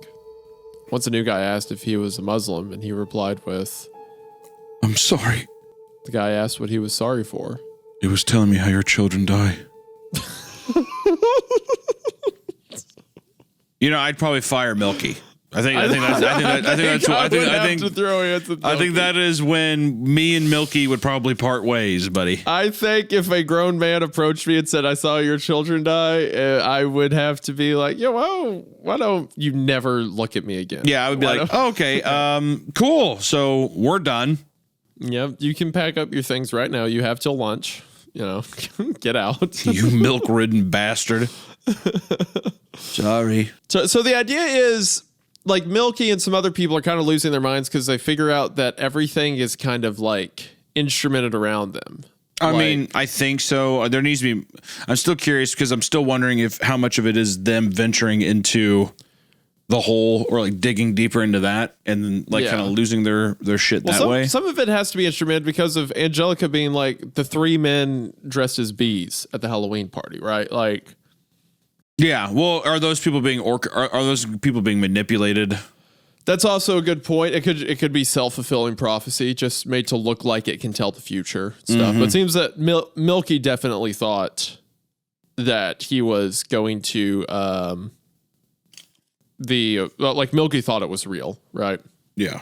Toward the end, before they fired him, he started telling them about how he found a place on the internet that wasn't made by humans. The guys joked that it was Skynet. But he said it wasn't created by machines either. It was always there. The internet just found it by accident. It showed him things he couldn't unsee. Ben's boss even recalled they started to tear up. Now that sentence alone is like awesome. Just that little, the internet, we found a place that was always there.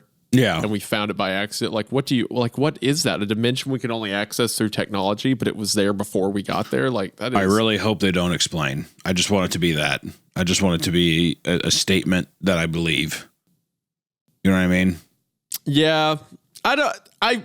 It can explain some of the auxiliary stuff, like the telling the future and like what the fake web page is and stuff like that, but I don't need to know what it is. Yeah, I don't want to know how he it just needs to be some curse thing that is just there. It simply is. Like the internet hooking it up. Yeah. The internet already being an all-knowing interconnectivity between every facet of Earth could probably, find something or filter through, that's.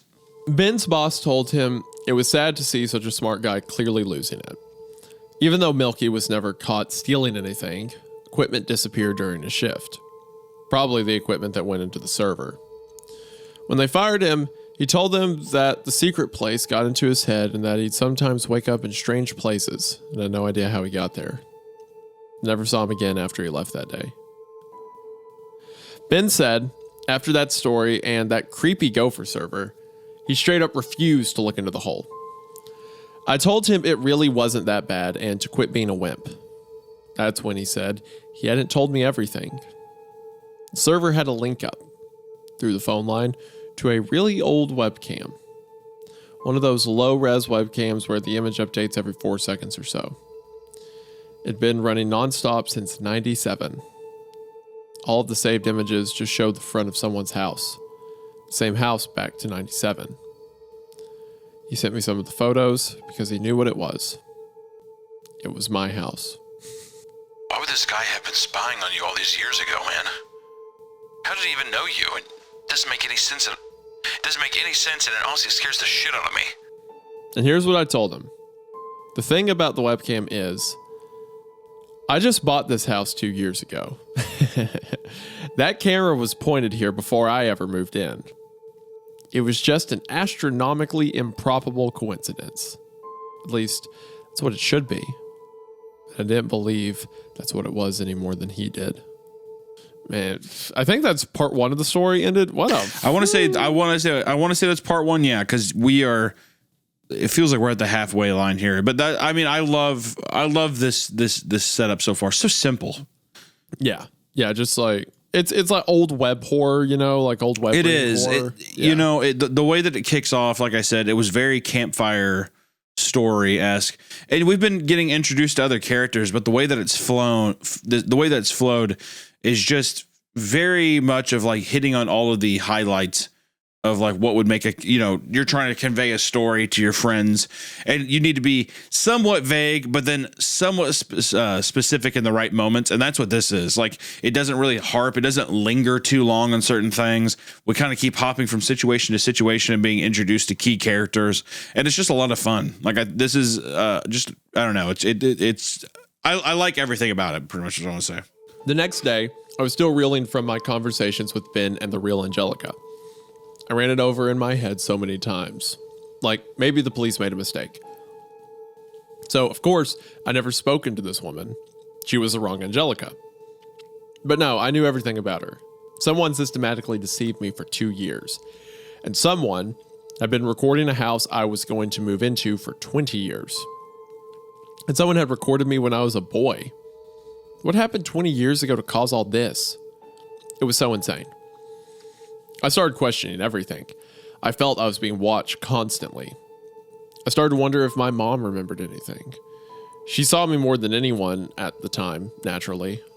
When I called her up, she said she was expecting me to call. I generally didn't call during the week, so I asked why. She said because of my little prank. I grew concerned immediately. I wasn't pranking anyone. I tried to calmly ask her what prank. She said the 2 guys. They showed up with a note from me to let them in. They don't say anything or do anything. They've just been sitting there with their chairs pulled together in her kitchen, just looking at the floor. You don't recognize them at all? She laughed and said no, but I think she was starting to realize I didn't know what was going on. They're dressed in bee costumes. God, dude, fuck. Fuck. She said, almost as an afterthought, oh, dude, in his dreams earlier, he said, I'm in a room surrounded by computers and I keep looking at the beehive in the corner. Yep. I told her to calmly get out of the house and call the police because I didn't have anything to do with this. She said she was upstairs. She'd have to go past them to get out. Told her to keep me on the phone until she got out. I listened carefully. It seemed to be taking forever. Finally, she said, They're gone. The front door was left open. I told her to call the police right away and check in with me in a bit. While talking, I had absent-mindedly walked from my office to my own kitchen. My front door was also left open. Not only was it locked just a moment ago, but it seemed like quite a coincidence. I closed the door and locked it. Then I looked all around the house with a kitchen knife in hand. I have a one-story with a basement, so it was easy enough to cover all hiding places. Fortunately, there was nobody, so I tried to tell myself I just didn't close the door right. Until my neighbor came over and asked me if I was having a costume party. Oh no. Oh no. I said no. That's when he told me he saw two guys in bee costumes leaving my home. Bruh. They just walked straight across the road and behind the neighbor's house into the woods. How could they even see the woods at night? I picked up my mother and we went to the police station. I figured this one would be best in person. All these strange events barely seemed coherent, but I got the feeling it was all connected in some way. The police were baffled. They admitted someone was harassing me, but without any more evidence, there was really nothing they could do. When we were making the report, my mom told me she was thinking about something just after this happened, because it struck her as odd. Do you remember how you had this dial-up modem and when you'd run it, you could swear you'd hear a little voice inside talking to you? What? Yeah, squeeze me? Hello? Okay, Mom, let's get you back to the nursing home. Don't you ever say something like that to me again. The way she said it, like it was nothing, sent a shiver through me. Because I didn't remember that at all. What? Was all I could say. This is what she said. Yes. You said it a go and all the beeps and pops, you said there was a little voice in there with a message. To me, it was a lot of crazy noise, but you made me get real close and listen. And you told me it was anything. Everything's better in here. Abracadabra. I can't believe I even remember that. I think I would get rid of my mom. I would probably kill the mom.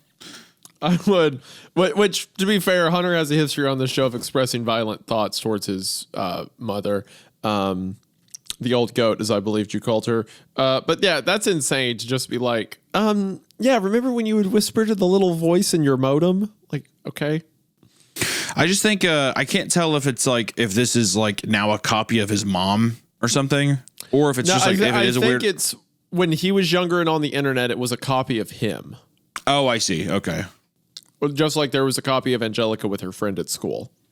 I told her I couldn't remember that. That sounds crazy, but she just gave me a blank stare. I thought maybe she was concerned. So I started to tell her about what was happening, the whole Angelica thing, so she'd understand. I was saying... Do you remember that girl I used to chat with online in the 90s, right? Angelica? She kept giving me a blank stare, like she couldn't understand me. So I told her more.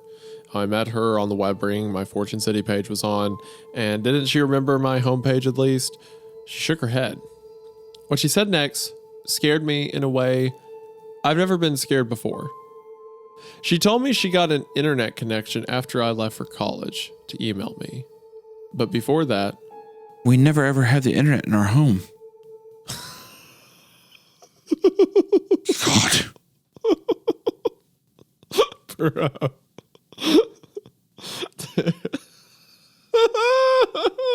Yeah, I would be tweaking. Wait, if you never had the internet at the home, how was he whispering to a modem? How's he talking to the modem? Well, I don't know. That's what I'm wondering. We've never had the internet in our home. So all of these interactions were fake. I mean, okay, maybe they had a computer but no internet, right? To like type or whatever, or put files on. Who knows? Unless he was holding up to the phone modem, right, or whatever. I bet that's what it was. The phone line. Because it was all dial up back then. Yeah. I bet you're right. So they didn't have internet connection. So he was sitting at a computer without internet, making all these web pages and talking to friends that weren't there. Dude, that's terrifying. That's the Candle Cove twist. Yeah, well, that's what earlier. That's remember I said too. It felt like Candle Cove in that way too.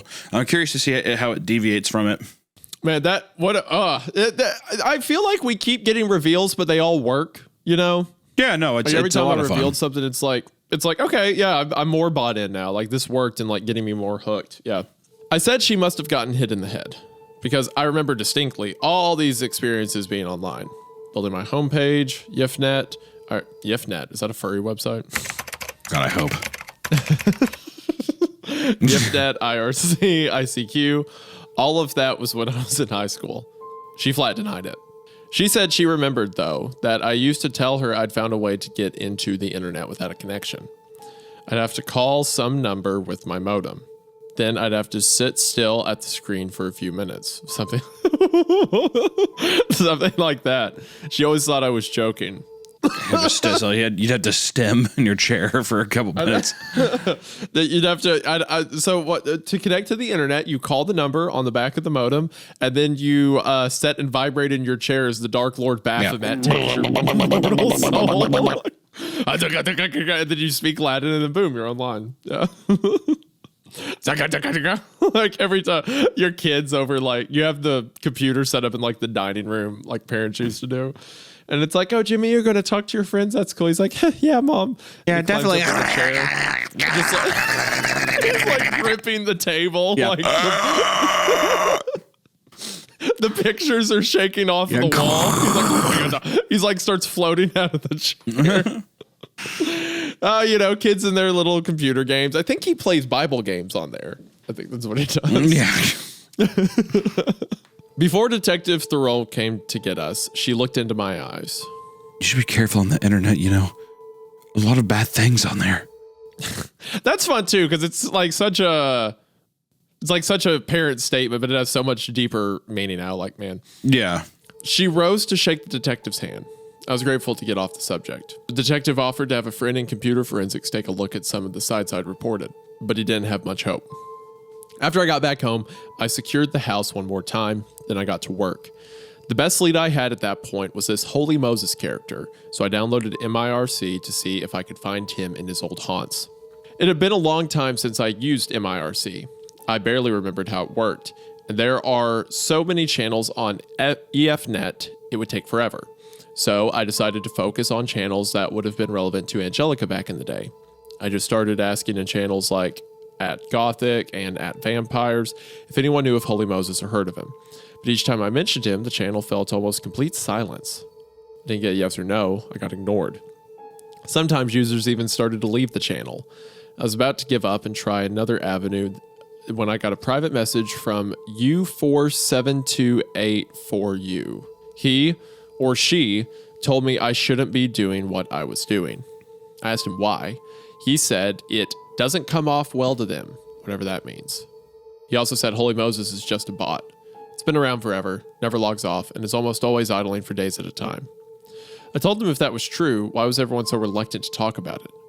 I didn't want to tell him Angelica's story. I just wanted to find out what he knew. He said the whole thing weirds people out because nobody knows who built Holy Moses. Nobody.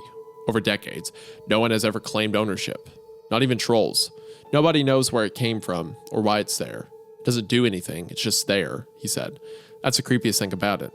Always just there. Legends had built up around Holy Moses, he said. Like it was a government or supercomputer monitoring IRC, or it was the KGB, or a ghost, a bot left running long after the owner died and his bank account kept paying the bills. But no one knows. It was just there. Users tried messaging it and it never responded. It never interacts in any channel. It offers no services. It has moments of apparent activity where it's no longer idle, but no one's been able to detect what it does during this time, except occasionally a change of channel, seemingly at random. He said there was only one time when it did anything substantial, as far as anyone knows, once in over 2 decades, and that only made things weirder. I was typing out a message to ask this guy what it was because he wasn't sane. But just then I heard what sounded like my front door slam. I paused and listened carefully, trying not even to breathe. I didn't hear anything, so I rushed out to the front door. Nobody was there. Nothing disturbed. The doors were all closed and locked. I chalked it up to nerves and went back to my office. When I got back, U47284U had sent me a message. Where'd you go? I hope nothing strange happened. What the fuck? Buddy, Yeah, all right. Counterpoint, pal. I have a gun. All right. If you keep this up, you're gonna meet him. That was a little eerie, but I was focused on getting answers, so I ignored it and asked what it was Holy Moses did. He said, Fine, I'll tell you. This is what he said happened. In 1999, at 5 a.m. on November 21st, the same day, might I remind you, Angelica, quote unquote, went missing, Holy Moses joined the channel #ornithology and made a series of short statements. First, deceive them at 7 a.m., empty it at 9 a.m., abandon them at 6 p.m., turn back at 9 p.m., and have it your way just before midnight. Then it went offline until January 5th. Why? He asked. Why be silent and useless for years, do that, and then never do anything after? Sometimes when he really thought about it, he said, it gave him the serious heebie-jeebies. That was all he knew, or anyone knew, and he reiterated that I really shouldn't be looking into this and to just drop it. I thanked him for his help. I remembered a little more of what commands MIRC had after getting into the groove some. So I tried a who is on Holy Moses to see if he was out there. He was, or it was. It was on one channel only, #stilllife. It had been signed on for 16 days and idle for 3. Its IP was showing only the letter Y.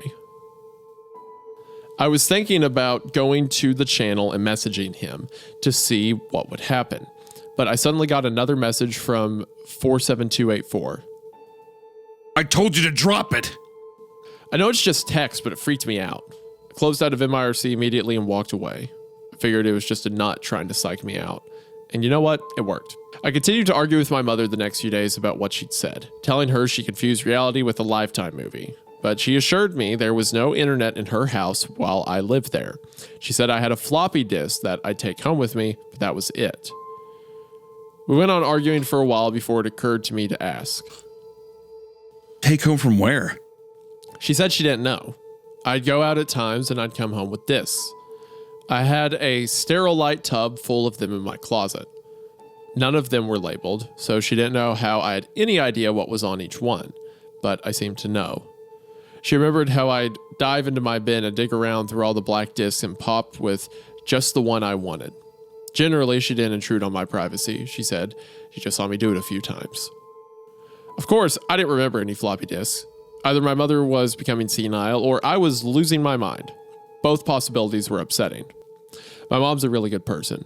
She'd had a rough time since my dad died a few years ago, but she was super caring. She didn't like to see anyone hurt, and she could see I was really upset, not just trying to be right. So she gave me a big hug, and she told me I should ask Ricky. Ricky? I hadn't thought of him. Ricky was an old high school buddy of mine. Well, we were friends from grade 2 until we left for college. We just drifted apart after. I had him friended on Facebook and we never talked. You know how it goes. She said when I'd go out to wherever it was I went, I usually had Ricky with me. We'd walk on the way across the bridge into town to pass our weekends. I decided to take her advice. I sent Ricky a message on Facebook. He wrote back really fast. I was surprised because I never see status updates or any activity from him. Oh no. No shit. I asked him if he was free for a phone call. I was scared about having another internet-only conversation, frankly. Facebook said he was typing a reply for about 5 minutes without anything happening. I was wondering what the hell novel he was typing. Then my phone rang. I didn't recognize the number. I know I never gave my number to Ricky, so there's no way it could be him, I thought. While I waited, looking at my phone, Ricky started typing out periods over and over. I answered. The voice on the other end sort of sounded like Ricky. Oh no. As much as I could remember, but like he was really far away on a beat up CB. I don't know why, but it made me feel weird and uneasy. I said, I think we have a bad connection. He said it's the best possible and that he knows. I was about to ask what he knows when he said, alt.rick.birdwatch. And hung up. I got a message on Facebook saying, Nice catching up. He wouldn't answer anything I said after that, bro. Ugh. I asked folks I knew if Ricky was okay. Apparently he was in a car accident years back and was mostly bedridden. I made a note to try to visit him someday. Anyway, alt.rec.birdwatch is of course a Usenet news group. I used to browse news groups all the time as a teen, mostly for the porn. I was surprised they still existed. Now I had to look up how to get to them. I remembered being able to do it through my email software, but apparently that's not a feature of Outlook anymore. So I looked up newsgroup readers and found one I used back in the day. Then I found some servers and started looking for alt.rec.birdwatch. When I finally found it, it turned out to be mostly British upskirt photography. I did... What? British? Like specifically? I didn't understand why Ricky wanted me there until I saw a post with the header. Remember the dog? And instantly felt clammy and cold. I didn't know why, but there was something to it. Something I couldn't put my finger on. This is what the post read. Everyone remember how sometimes you go in there and it'd be all dusty and no one was there, like it was abandoned years ago, but you could still go sit at a computer and get online? I remember how sometimes you'd go in and there'd be these people there and they were really weird and they just watch you like you were a rat in a maze, and sometimes they were in a costume. Anyone remember the dog? Sometimes there were no people and there was just this dog at the counter. I think it was a golden retriever. It never panted, but it watched. And sometimes it'd make you do things. Bro. Do you guys remember that?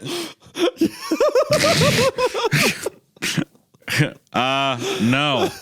I was touched by my uncle. I was touched by my uncle when I was watching Air Bud when I was younger. I'm going to say on a limb, I think that one's just you. Yeah. Hey, buddy, I think your repressed trauma while watching Air Bud is on you, man. I'm sorry. I think it's showing up again, but my condolences. I hope it gets better. Sorry that happened, I guess. That was it. And that was enough. I was trembling and I didn't know why. It didn't look like anyone had replied to the message, and it had been posted 3 years ago. It seemed so out of place. I kind of started to remember. I remembered at least there was an internet cafe in town. It didn't last long. Like most internet cafes, it popped up around 96, 97 to take advantage of the internet craze and let people who didn't own computers experience the wonder. When personal computers became more common, they died a quick death. This cafe was popular with the teens in 96.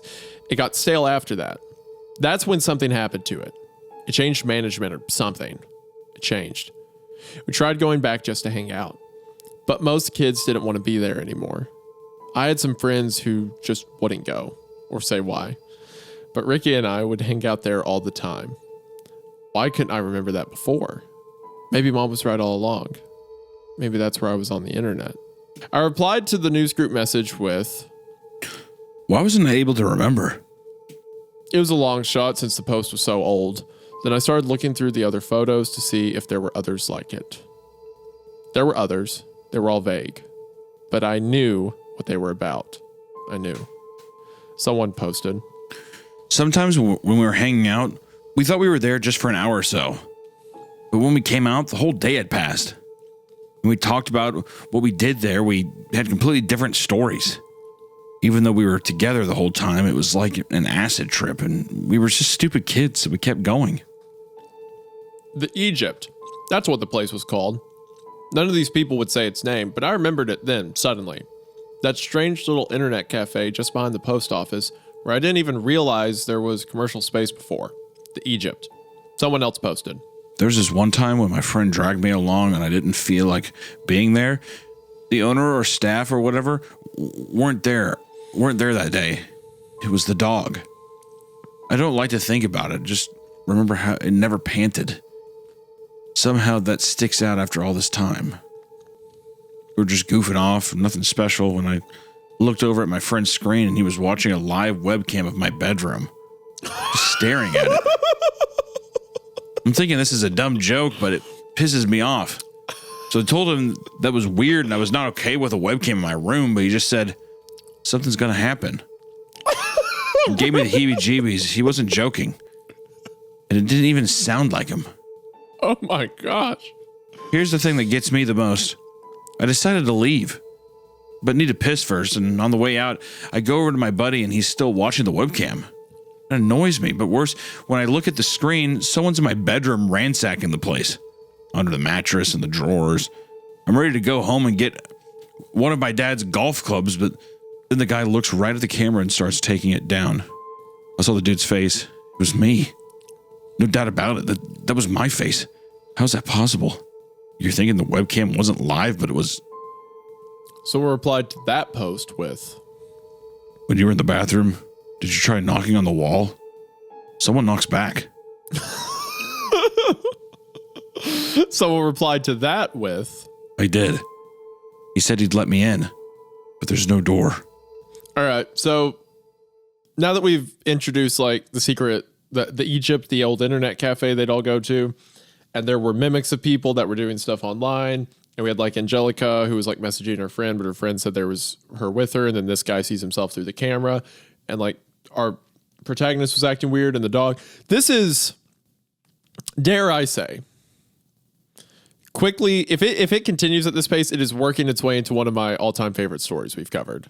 This is so interesting to me. Like, just Yeah, no, it's a lot of fun. How mysterious all this is. Like, do you know if you went to the bathroom there and you knocked on the wall, someone was there, he said he'd let you in, like, whoa, bro.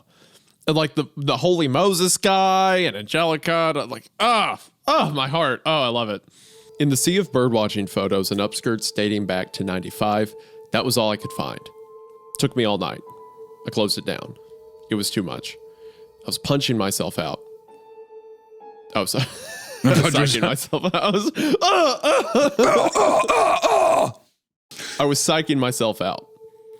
The next day, I had a reply to my post asking why I couldn't remember. It read, You weren't meant to. I felt it then, that something really wrong would happen in that place, the Egypt. So I started doing some research into local records to see if I could find who owned it. They're public records, so it wasn't hard. I'd expected to find some change in management in the 90s, or where the place got sold in the 2000s. I expected wrong. It was purchased in 1980 and had had the same owner ever since. A company or organization called The New Way. It sounded like a cult. The weird thing is, yeah, The New Way. Yeah. We're actually like a Whole Foods brand, like, you know, like, you know how great that is to be like, yeah, do you know how great it is to be like, we're the new way? Like, oh, you still follow the old way? Oh, okay. Have you considered the new way? Okay, well, I guess so perfect. Didn't know we were in that kind of neighborhood. We're starting to cold Isaiah and we're calling it the new way. We're copyright striking it. We're gonna Roy Kroc this son of a bitch. We're taking it over. Okay. I'll take it. The New Way. What do we do? What's our cult beliefs? What's it about? Trying to think. What is the new way of thinking? Well, it kind of depends what we want our vibe to be. Do we want it to be like a spiritual thing? Do we want it to be like a communist thing? Like, what's our direction with this? Anything that parallels like Jim Jones, Timothy McVeigh, that kind of thing. That's the kind of cult I want to run. Like, if I'm going to run a cult, I'm going to go very different directions. What do you mean, Timothy? Like blowing up ATF headquarters? Is that what you're saying? Or wait, no. Who's the guy who? Or wait, no. Who's the guy who did Waco? Was that not Timothy McVeigh? Oh, no. That's David Koresh. Or David Koresh. David Koresh. Yeah, Jim Jones. That's the kind of.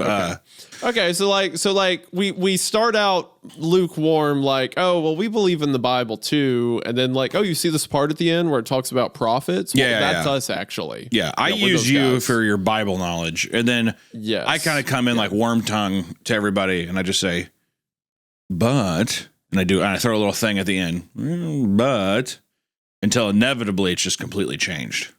Exactly. Yeah, and then they start thinking that we're God. Yeah. Well, that's exactly what I'm going for. If I'm not God in someone's eyes, then I mean, did I even live? You know? Exactly. And that was Jim Jones' whole quote. He had the quote, if you want me to be your God, I am your God. So we could do that. But then we could also do what Jim Jones did and just start absolutely tormenting these people. And then eventually killing all of them. Instead of, and I got to be honest with the cult funds, I kind of don't want to go to, I don't want to go to the middle of nowhere. I want to go to a tropical place. So I'm thinking that we have our cult to go to.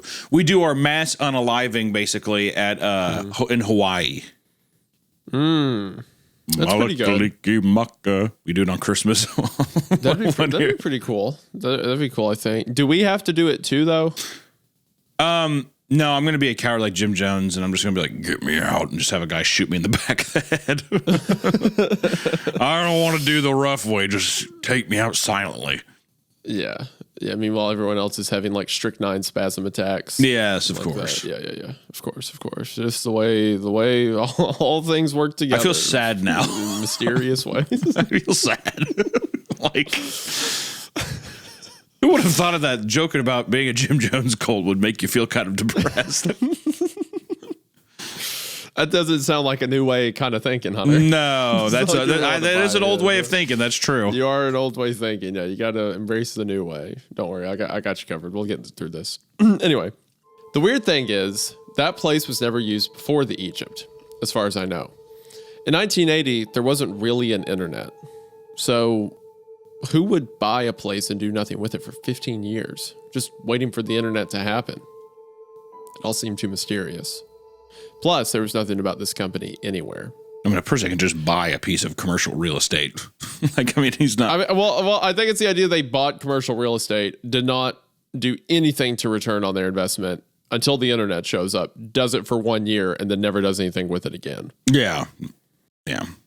Also, I guess, too, if the whole thing is that it's like spreading around this way, then it was just kind of like waiting to have a way to where it can communicate with people or whatever, but still. It's like time doesn't matter to whatever this is.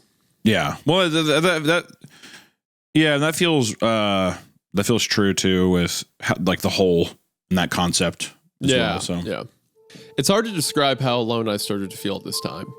I talked to some people in my life about what was going on, but their help was limited. That's why I decided to try to go back to alt.rec.birdwatch, if it was still there. At least there, someone might be having a similar experience. So I made my post. I asked if anyone else had heard of The New Way. Then I waited. To my surprise, I got a call from Ben right after.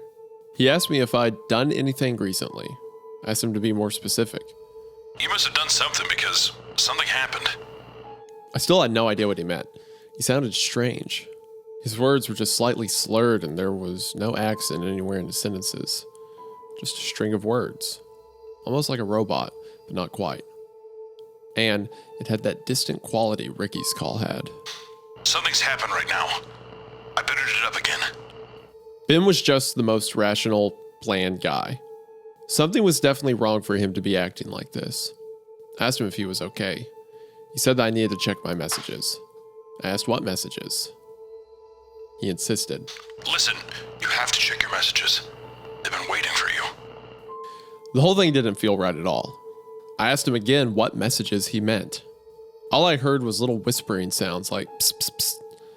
I thought I was losing him. But when I listened carefully and turned up the volume, I heard it. He was saying please over and over and over. I felt a pit in my stomach. I asked if he needed help, if there was anything I could do. He went silent for several seconds. Ben? Still silence. Please! He shouted so loud I dropped my phone. I scrambled to put the battery back in with shaking hands, and then I called in a wellness check on him. I called the golf campus too, just in case. I didn't know what else to do. I never experienced anything like that. I checked my email right after to see if I had anything from him, but I didn't. I had no voicemails. The only other messages I could think of was ICQ, so I powered up the old computer again to check on my ICQ account. It's possible there was nothing. I just had to make sure. It took forever to load up, but there was a message waiting. It wasn't from anyone I recognized. The name on the account was Bernie Bush. The message said, Heaven. There's a link to an MP4 video. I clicked it. The download box said it would take 30 hours to complete, so I just let it go. I tried replying to Bernie too, but ICQ alerted me that the account was disabled. Also couldn't find any results on any search for such a person. I don't think Ben would ever make a fake account like that. But how did Ben know about the message? I got contacted by someone from Gulf University's campus security later that day. They asked me when I'd last spoken to Ben. I told them he just called. They said he hadn't been to work in a few days and has not been answering the phone. I was apparently the last one to hear from him. They recommended I file a missing persons report. I asked if his family shouldn't do that, but the dude just snorted. So I made the report over the phone to the Gulf PD. I was pretty worried about the guy. I hoped he was okay. I also hoped his disappearing had nothing to do with anything I got him involved in. The next day, I got an email replying to my Post News Group post. I recognized the address. It was the same person who posted about the dog. She said I needed to call her urgently and provided a 1-800 number followed by what looked like a license plate number, 472 BMT. When I called, I got an interactive menu system for a tanning supplies company. When I listened to the options, I got the idea that 472 BMT might be how to navigate the menu. So I pressed each of the numbers in the order she said. The system said I was being transferred to a, quote, account specialist. I heard someone pick up the line. You're starting to remember, aren't you? I think I gasped. She said she couldn't talk long, so I just had to listen. She wanted to tell me something that might help me. She said she started remembering about a year ago. She remembered the sessions in the Egypt. They preyed on vulnerable misfit kids. Whoever came there got introduced gradually to this website called The Hole. Once they showed it to us, we had to sit there and study it, solve its puzzles, but it'd change us. It's what they always said. She didn't know if they built it or not, but it's what they were all about. I think we're still in the hole. I tried to ask her what that even meant, what she was talking about. She had already hung up before I got the chance. I tried calling her back, but the menu options didn't work anymore. I was more confused than ever. I felt like I didn't know what was real anymore. It's a terrible place to be. Trust me. All I was sure of was that I'd come into something very wrong when I was a teen and it was coming back. I didn't know why it took a vacation or what it wanted. I just wanted my life back to normal. After that, I suddenly remembered the video file I left downloaded on my old computer. I checked and it had completely downloaded. I wasn't sure I wanted to know what it was, but I played it anyway. I knew what I was looking at as soon as the video started. It was footage of inside the Egypt. It had been a long time, but it hit me fast. There was no timestamp. The footage was grainy and the tracking was off, but I knew it. It looked like it was from a corner security camera. There we all were, sitting at our computers. Strangely enough, our backs were to the monitors. We were staring at a wall. I spotted myself in the group. We just sat there, staring ahead. Nobody was moving or saying anything. I couldn't make out what the computers were doing behind us, but we weren't touching them. What were we staring at? What were we doing? Why would I do this? I couldn't remember these events at all. I was the only one that ever looked away from the wall. I kept glancing over behind the bar. It was hard to tell, but I think I was afraid of something. I looked frightened. I tried to make out what I was looking at, but the tracking lines were in the way. When they faded a little and I was able to make it out, someone was standing there in the shadows. Whoever it was, at just that moment, turned to look right at the camera. It's like they knew I was watching. I know that's crazy, but it creeped the heck out of me. I shut the video down there, and I don't plan to open it again. After that, I kept researching the new way, because there had to be something to it. I was able to find a record that mentioned the owner's name, Bernard K. Bush. The same name as on the ICQ message. Looked for obituaries, white pages, anything that could lead me to him. I didn't think to look for missing persons cases, but I stumbled on one anyway. An old homepage asking to help us find Uncle Bern. I emailed his niece, presumably, from the address listed asking for more information. The page was made in the year 2000, so I didn't expect the email to work, but it did. I got a reply the same day asking me how I knew Uncle Bern. I wasn't sure how to answer, but I decided to go with honesty. I told her more or less what was going on, leaving out the parts that would make me sound delusional. This is what I got back. I'm going to put this all in one message because I don't want us to have to talk again. Uncle Bern was a good man. He used to be a rabbi. He raised me after my parents died in an accident, and he was good with electronics, and he thought computers were the future. That's why he called this company The New Way. He bought up all the commercial space he could afford with his inheritance. All over the country, it was more than he could handle, so he just rented it out. And life was good. He kept selling computers in his little shop, and I helped when I got home from school and on the weekends, and he kept bees, and I helped with that too. Really, life was good. Until he married Connie in 1994. He met her during a visit to Europe. He said she would work in the same orphanage she'd been raised in, and nobody knew much else about her. She was a strange woman. She didn't like me. She was into things that scared me, and I saw her make a homeless man cry by staring at him. Jesus Christ, Connie. Animals would go quiet when she was around, and sometimes she'd hide under my bed for hours. What the fuck? Waiting for me to go to bed at night. When I did, she'd slide out and grab me. I'd scream and scream. She'd walk away like nothing happened. She didn't laugh or say anything. It wasn't a prank or joke. It was something else. I didn't understand. I still don't. I started sleeping on a beanbag chair in the basement after that. She'd often go into a corner of the room and whisper to someone. There was nobody there. No phone or nothing.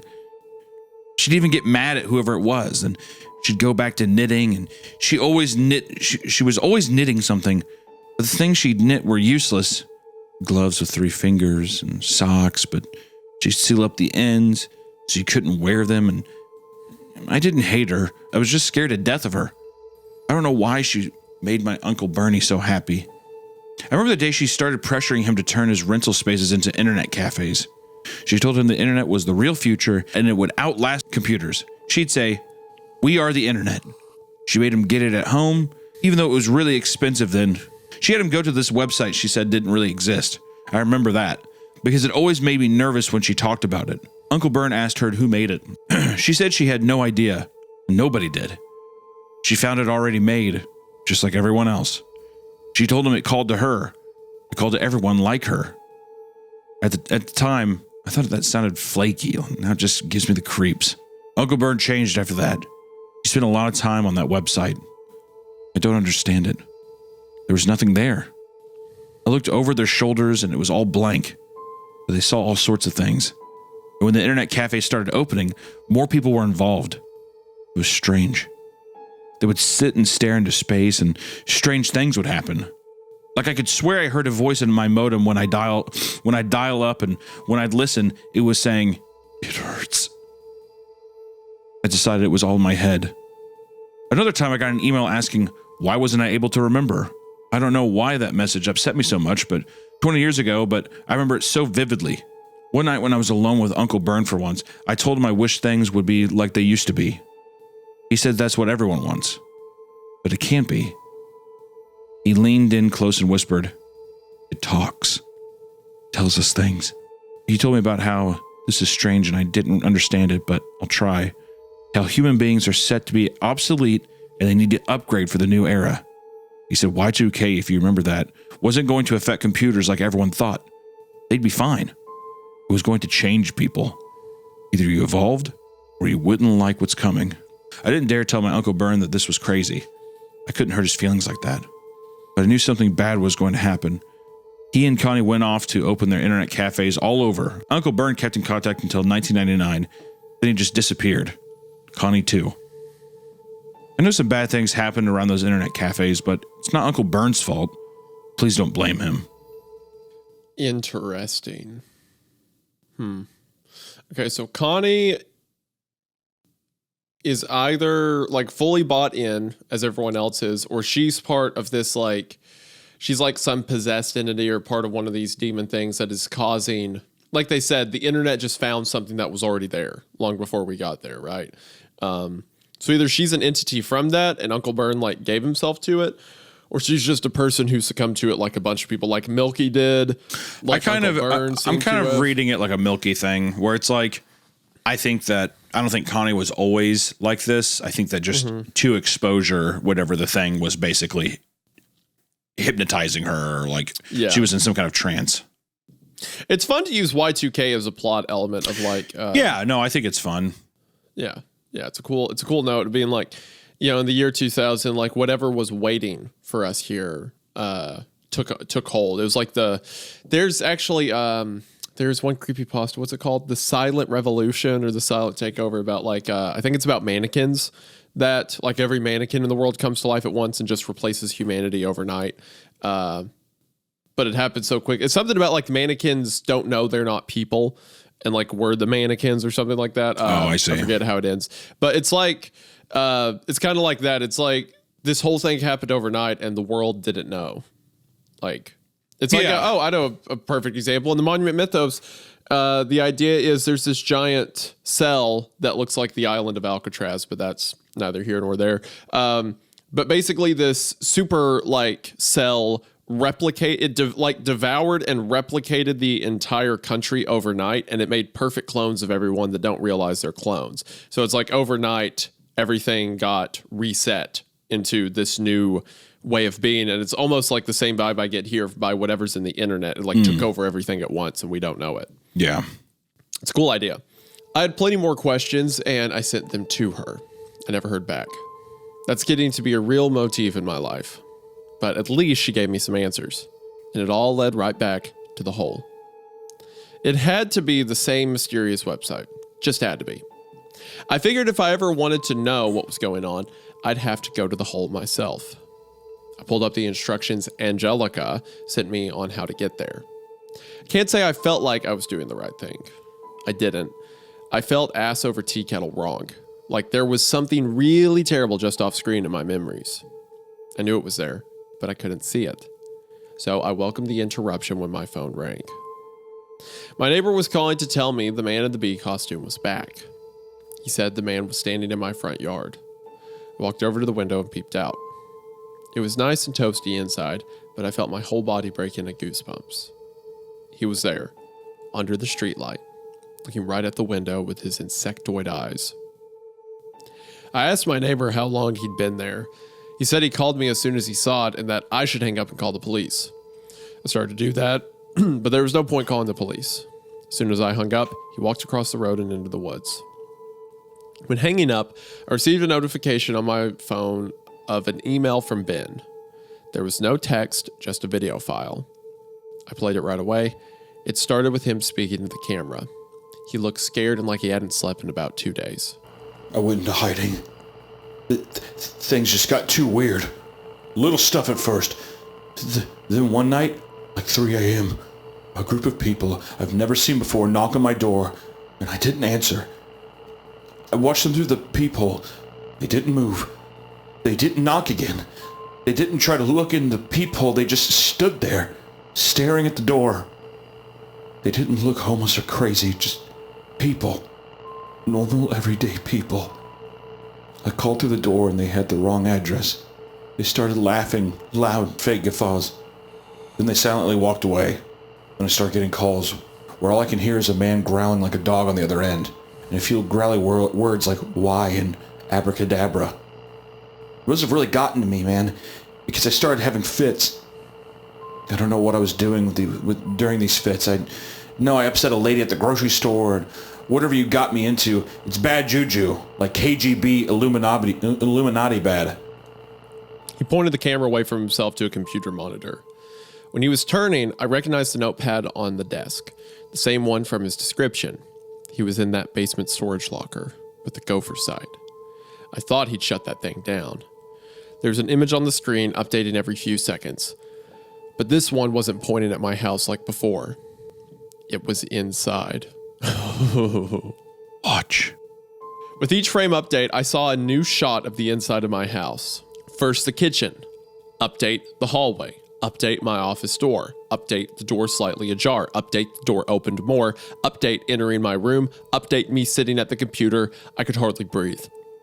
I turned around slowly, expecting to see someone there. But the video wasn't live, of course. When I turned around, the webcam was just a black screen. Because of that, I was able to make out the timestamp. It was tomorrow's date. Oh, God. I'm sure someone just fiddled with the date, but that only made it creepier, if that's even possible. Now I had video evidence of breaking and entering, except nothing to say who did it or why. I was losing confidence in police altogether. The last thing Ben said on the video is that he went ahead and traced that link I gave him to the hole. He was able to get a specific address. I knew the address he gave me very well, because it's a duplex apartment I grew up in. That didn't make any sense. Still, I knew if I wanted to know what was happening, that's where I'd have to go. My hometown isn't too far from where I live now. I moved to go to college. It's about a 4-hour drive away. My mom moved to be close to me after Dad died, so I rarely have a reason to go there. I heard from Mom when they decided to abandon the duplexes. For whatever reason, they couldn't sell or rent them anymore and didn't have the budget to renovate, so the town government is just letting them rot. When I first heard that news, I didn't care much. I try not to get sentimental, but preparing to see the place again, where I had so many memories, it got to me. The days of watching He-Man in my fuzzy Star Wars pajamas, the days of watching The X-Files with Mom, the days of lying in bed all summer reading UFO books. Of course, I realized it'd just be empty space now, nothing in common with those memories other than a floor plan. So, hold on. He saw on the webcam his current office with him setting up the chair, but what address was the one? The last thing Ben said on the video is that he went ahead and traced it. He traced I think he traced from where it came from, and it was his old house. Oh, where the hole was coming from, and that was from his childhood house. Got it, got it. And the pictures of himself were in his current house. Makes sense. Okay, gotcha. Those feelings vanished soon after I arrived. I was able to sneak in through living room window in the back, just like I used to do when I'd get home from school and realize I forgot my keys. The moment feet hit the linoleum floor, the music started. It was low and distorted at first, so I couldn't make out what it was. It didn't matter. Someone had to be in there, and that someone knew I was there. I waited for a sound other than the music. Nothing. I felt a little more courage, so I started walking towards the stairs. This guy, by the way, I would never be caught in these situations. Like, you don't even think you don't even think, just out of curiosity or whatever, like if something was plaguing, I mean, like, listen, I am fully on board with what you're saying. Hunter, let me put this into some perspective for you. Okay. You have found out that several of the memories from your childhood are wrong. Yeah. And every rabbit trail you chase with them lead to other people who have gone insane or disappeared or something like that, right? Right. You then see a video of you in your chair right now from behind you, and it is tomorrow's date. Yeah. You find out that the website that is the source of all of this is coming from your childhood home. What do you do? Do you not go back to the home and investigate that you haven't been to in a while? Maui, Peter. Yeah.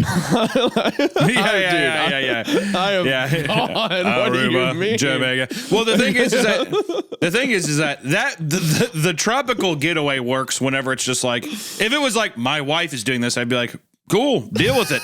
And that's when you bail.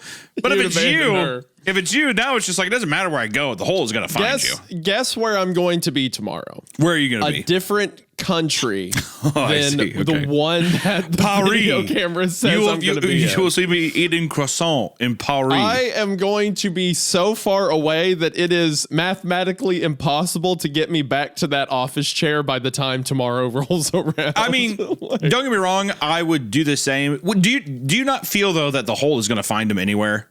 Absolutely.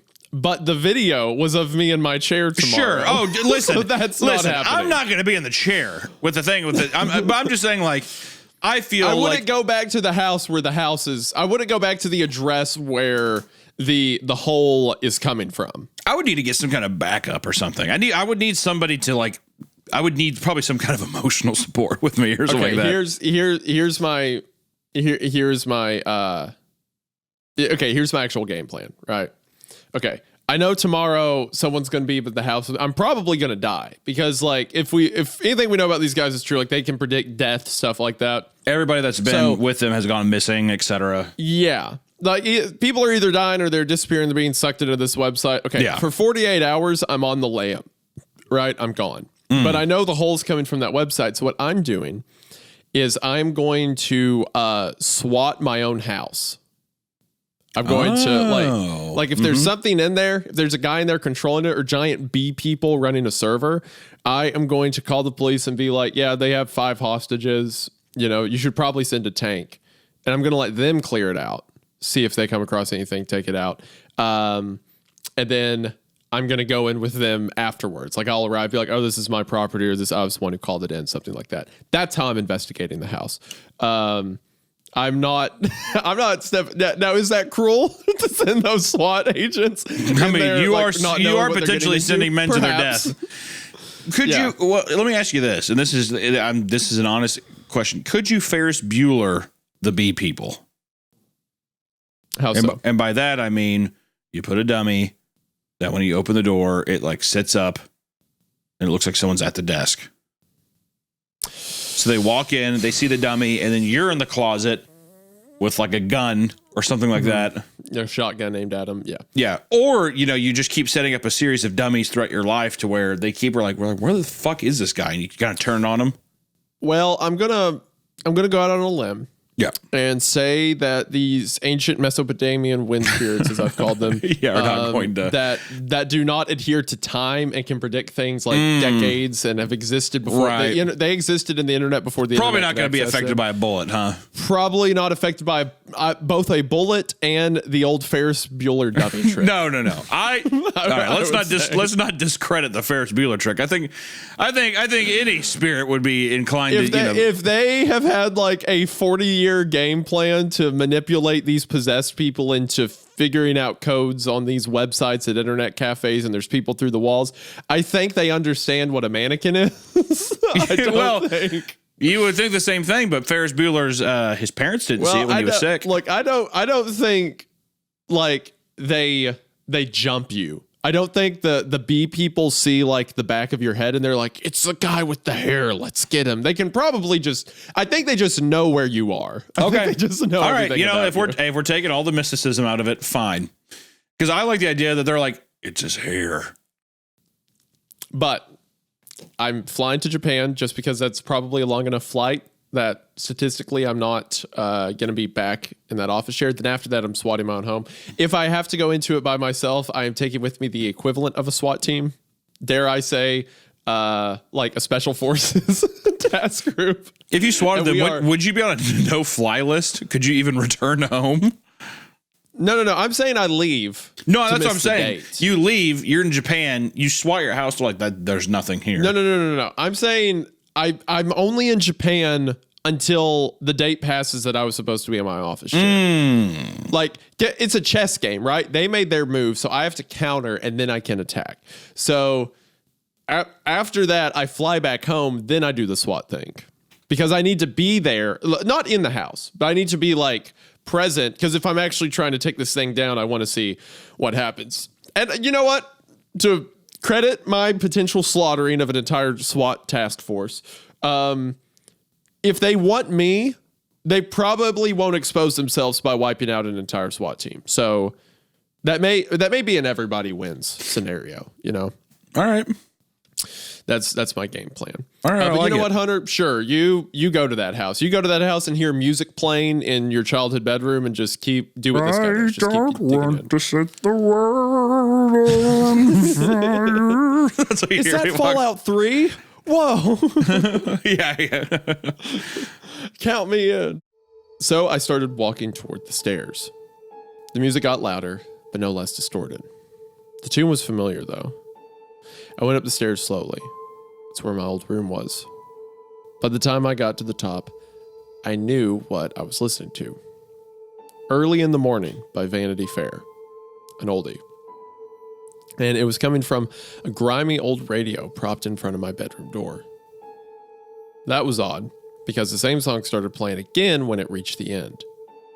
A radio station plays the same song twice in a row. switched the radio off. Doing that, I realized, telegraphed my exact location.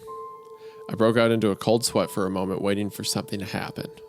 But all I heard now was a buzzing from in the room, like a beehive. I noticed my name placard was still on the door. Other people had lived there after Mom left, I'm sure of that. Either those people chose to leave my name on the door in their home, or someone had put it back. Either way was weird. I opened it. I didn't and still don't know how to react to what I saw inside. The room had been set up to look exactly like it did when I was a teen. Not like it did after I left for college, or even just before, like it did in 1999. Down to the details. The Halloween lights around my desktop, Fangoria posters on the walls, my old Mr. T pillow on the bed. Someone had to have known my room in intimate detail to have done this. It was insane. Me, my mom, and Ricky are about the only ones. But there were some details that were off. At first, that was comforting. Then the more I thought about it, they seemed intentional. Like on the Candyman poster. It said it starred Tiny Lister instead of Tony Todd. And the wall was painted with the same style of stucco, but the color was a shade or two off. Things like that. They were everywhere. That was more troubling to me than the recreation itself. It's like it was recreated in a bad dream, or it all meant something. I found where the buzzing was coming from. At any rate, it was a computer. It was running. I sat down and activated the screen. Like the rest of the room, the desktop was a faithful snapshot of 1999. Every icon just as I remembered. I couldn't find anything running out of the ordinary. It was like being transported to the past. That's when I noticed the one thing out of order with my desktop. An icon in the corner, almost off the screen, called Milk and Honey. I never had any such file. I'm sure of that. I started moving the mouse up to it. I felt strangely afraid to open it. Before I could, the radio started blasting early in the morning again. My heart almost stopped. I looked behind me expecting the worst. Nobody was there. I got up to switch the radio off, but it was still off. I checked the batteries, and there were none. That's when I realized the music wasn't coming from the radio. I don't think it ever was. I wanted to get out of there. I felt fear before. I don't think I've ever known what dread feels like before then. Not really. But I had to find out what Milk and Honey was. It loaded a Telnet connection. I hadn't seen one of those in a while. The connection worked because in a few seconds, an ASC2 mountain filled the window. I waited and waited for something to happen, but nothing did. Just the mountain. I tried submitting some inputs. I even wondered if the connection died. I was going to retry, but I got a phone call from Detective Thorold just then. Are you alone? I thought that was strange, but I told him I believed I was, but I wasn't sure.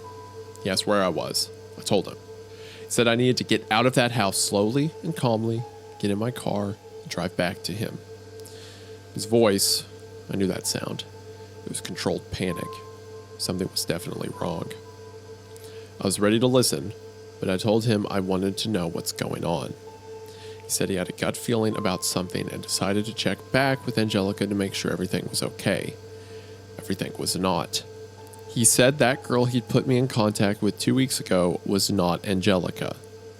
They had no idea who that woman was because no one's been able to find her. The home she was in was apparently between renters. Nobody lived there at the time. All they found left behind was a script detailing what she was supposed to say when she spoke to me. Wow. Oh, man. Oh, this is great. Every turn feels so good. Yeah, no, it's just like a bunch of like very fun reveals. Yeah, they all fit well. I was speechless and confused. I just readjusted my thinking to believe everything with Angelica was a lie. And now that the truth about the lie was also a lie, did that make the lie true? But it got worse. Detective Thorold said he contacted Angelica's family again and asked more questions. A lot more. She had every message I ever sent her printed out. Pictures of me. A map of my hometown. A doll. He said in some of the pictures I was clearly sleeping. Did I know about any of these pictures? I couldn't speak. He took my silence for a no, and he was right. There's more, but you have to get back here now, calmly. I thanked him and prepared to do just what he said. That's when I noticed more had happened on the Telnet screen. There was a question up. Are you alone? Is that you? I asked, but the detective had already hung up. I didn't really think it was him anyway. I just hoped. Oh, on the computer. He didn't think the one on the computer was him. Yeah. I responded in the Telnet client that I believed I was alone. As soon as I did, sound started coming from the computer speakers. It came out slow and garbled. This message is a warning transmitted by dilations after 2100. Break this device. Shut it all down. Get out. Save yourself. A warning transmitted by... after 2100. Interesting. I had no idea what it meant, really. I only remember it because it kept repeating, so I was able to record it. Other than that, I couldn't find anything strange on the computer. I unplugged it from everything anyway, just in case. I got up, ready to calmly exit like the detective said. I would have been okay, I think, but I saw something. Something that froze me in place. There were strands of dark hair flowing from under the bed. Oh, Connie, you crazy, crazy fucking monster. God damn it, Connie! I just kept staring at them. Mentally, I needed to make sure I was seeing right, that I wasn't just threads. It was dark in the area, after all. My eyes adjusted slowly, and I realized I wasn't just looking at hair. I'd been looking right into someone's eye for half a minute.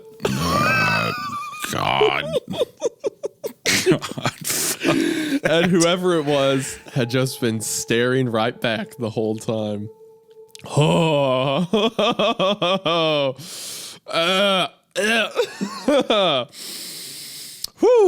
I screamed and I ran, jumping several steps at a time out the front door.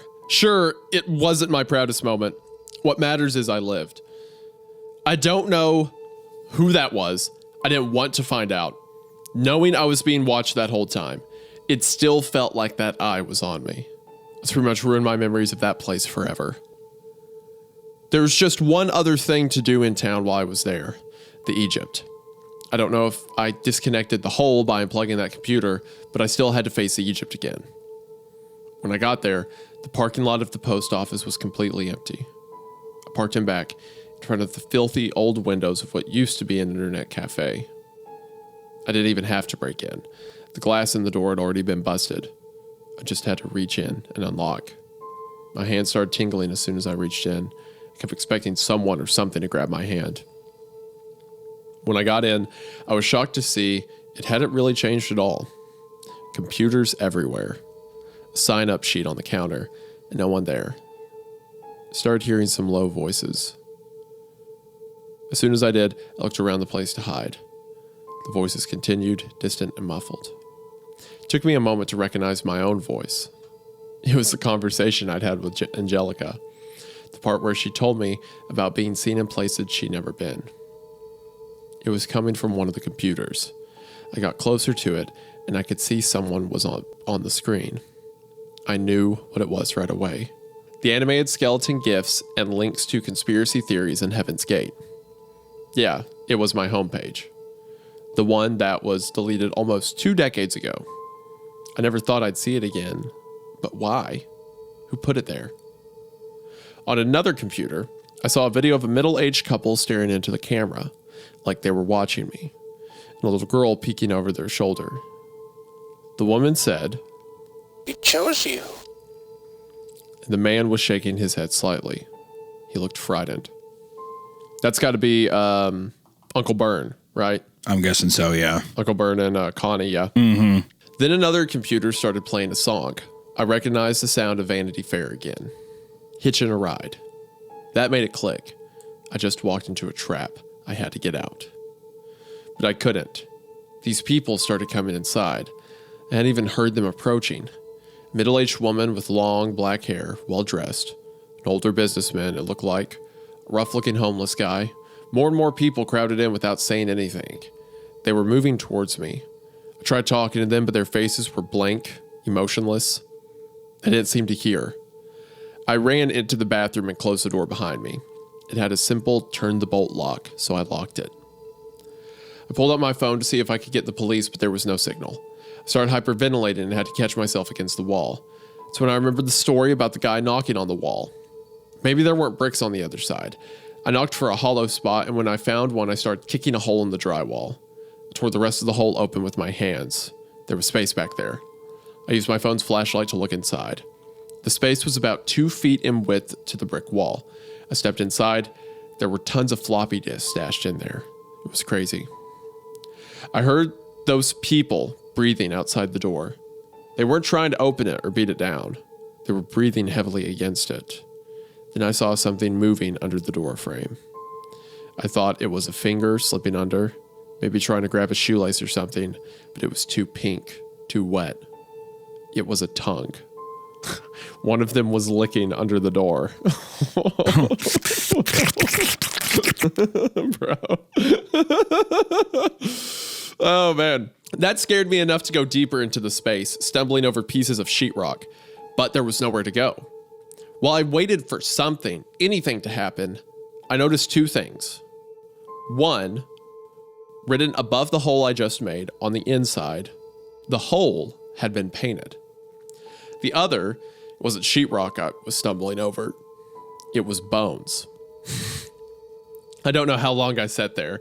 Suddenly the breathing sound stopped. A few minutes later, Detective Thorold burst into the bathroom. The door splintered at the first thrust. Those people could have gotten to me if they wanted to. The detective said no one was out there when he arrived. While he escorted me out, I saw all the computers were gone. The guest book, all of it. But the bones and floppy disk were there and very real. He said we'd have a lot to discuss. After I got away from the police station, I came home and settled down to try and relax. Anything to rest my nerves. Just as I settled, I got an email notification on my phone that said, "Please look," and provided a link. I didn't recognize the number, but since the link was to a Gulf University page, I figured it was Ben. The link brought me to the webcam that Ben found weeks ago on the Gopher server. I was regretting my decision to trust it already. Why couldn't they just leave me alone? The frames. I'm freaking out. The guys, hold on. I'm doing the thing where I move the story to the right monitor. Okay. Yeah, right by the door. Yeah. So I can. I'm not gonna lie. The thing under the bed, I sat there and I feel like I keep like looking down at my like underneath my desk because I'm like, the idea, because like I know so perfectly what he's describing when it's like you see something in the dark and you just squint at it for a while, you know. It's like, what am I looking at? Is that like a person? Is that a coat hanging? You know, like you can't, everything's fuzzy, right? And then to be in that position and realize you're looking in someone's eye. Yeah. Dude. Fuck that. Oh my word. Yeah, that got me pretty good. So what happened there? Detective Thoreau burst in, helped him, and then he took him to the police station, but then right afterwards he leaves the police station. Yeah, after I got away from the police station, I came home, settled down, tried to relax, anything to rest my nerves. Just as I settled in, I got an email notification. So basically, he went to the police station. Dude, I would be camping in the police station. I would, I would not leave anybody. I would not go home. Time to go home on the day they said I'd be at my desk. Yeah, exactly. Or just even like time to be alone with myself. That's fine. There's time for some personal reflection.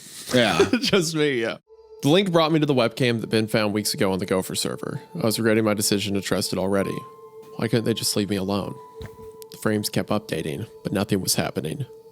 Until, with one update, I saw the trunk of my car was opening. When the frame updated 4 seconds later, the trunk was fully open and someone was half hanging out. I guess I was mesmerized because I just kept watching, waiting for the next frame update. Whoever it was, he was standing at my door. I went to my front door and looked out the peephole. No one was there. I looked at my phone again to check the webcam. Someone was, or should be, standing right in front of it. Maybe it was something that happened in the past.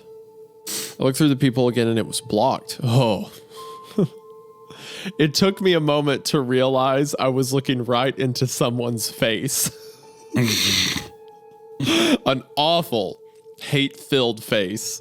I took my phone with me to my office and locked the door. I heard my front doorknob rattling and then open. I knew I'd locked it. Whoever it was walked in purposefully right to the office like they already knew where I was going. I didn't have much confidence in the lock. I expected the door to fly open immediately. Instead, I heard a weird, distant voice, just like when I spoke to Ricky. It was like the weather radio tuned to the wrong frequency. Why did you leave? I called 911. I heard the operator pick up, but I couldn't speak. The door opened and this person walked in. His face was hazy, but it was familiar. He had some kind of weapon. He forced me to get on my computer and go to the hole. He walked me through each step. I didn't have a choice. I did it. After all those years, there it was. The same bland page that seemed to do nothing, but I could feel it like fingers poking in my brain. It was like I was still in my office, but that guy was gone. So were other things. I could see things that were always there, but weren't really there. It was all the same, but just a little different. I was still on the phone with 911, I realized. I tried to tell the operator that the man was gone. Nothing I said was coming out right. I kept telling the operator that I saw a tot. I saw a putty tat. And the operator was telling me, That's the captain. He's a jackal. And he's not happy with you. You ever heard of freaking? Someone asked. It was disorienting, but I knew right away I was looking at Ben. And I wasn't in my home. There was a guy standing with Ben that I didn't recognize. I asked if I was in golf and how I got there. So he goes to the hole, right? But then he starts to like go somewhere else. That's the interpretation I get from this, right? Yeah.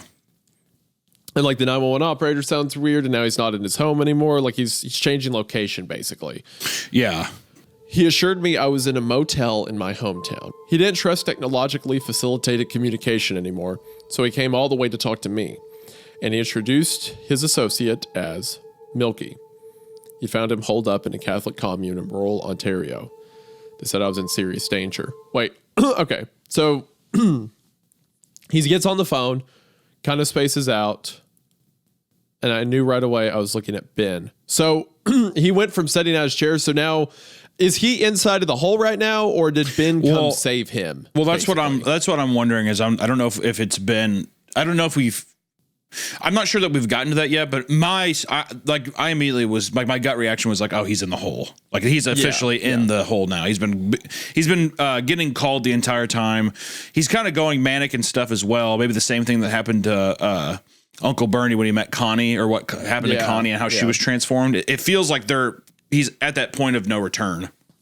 Yeah. Milky spoke then. His voice was slurred. He was aware of it because he apologized for it. He'd went on to tell me what happened to him. He said he'd been a part of this hacking community for years. Nothing for profit, just good old-fashioned mischief. They especially liked dicking with fringe and religious groups. They started on IRC. When the www became the thing, they migrated to a web forum. One day, a hidden link appears on the forum. Other members try to scrub it and insist that no one touch it. One of the guys on the forum, one of their oldest members who fled the Soviet Union back in the 70s, said he knew what it was. It was studied before, and it was never, ever supposed to be available to the public. He'd seen what Stalin could do, what murderers could do, and he wasn't scared. That was life. This thing scared him. It sounded like a put-on. Milky said this guy had a healthy sense of humor, but the guy swore it was real. He said it started way back when the first computers were being networked. The electrons and other particles that are brought together and herded about in making these connections leave empty spaces of nothing where they were. It's like an antinet. And the more and more we connect all over the world, the more this emptiness grows. And what's so scary about that? Someone on the forum asked, and he replied, Just because it's empty space doesn't mean there's nothing in it. He wouldn't elaborate on that. No matter how much they tried, he'd only tell them he'd seen it for himself. Milky figured the guy didn't want to make them curious about it. That failed. He was very curious about it, more than ever, so he clicked the link. He remembered being disappointed by it, because it was just a blank page. But after clicking it, he started to notice strange things happening. He lost track of time. He'd be told by acquaintances that he'd done things he had no memory of doing, or even that he couldn't have done because he was doing something else. This one time, he heard his dog barking. It was 3 a.m. He got up to see what was going on. The dog was standing in the entrance to his living room just barking nonstop. He expects to find a mouse cornered in there, but he said he remembers being so startled, he tried to scream but no sound would come out.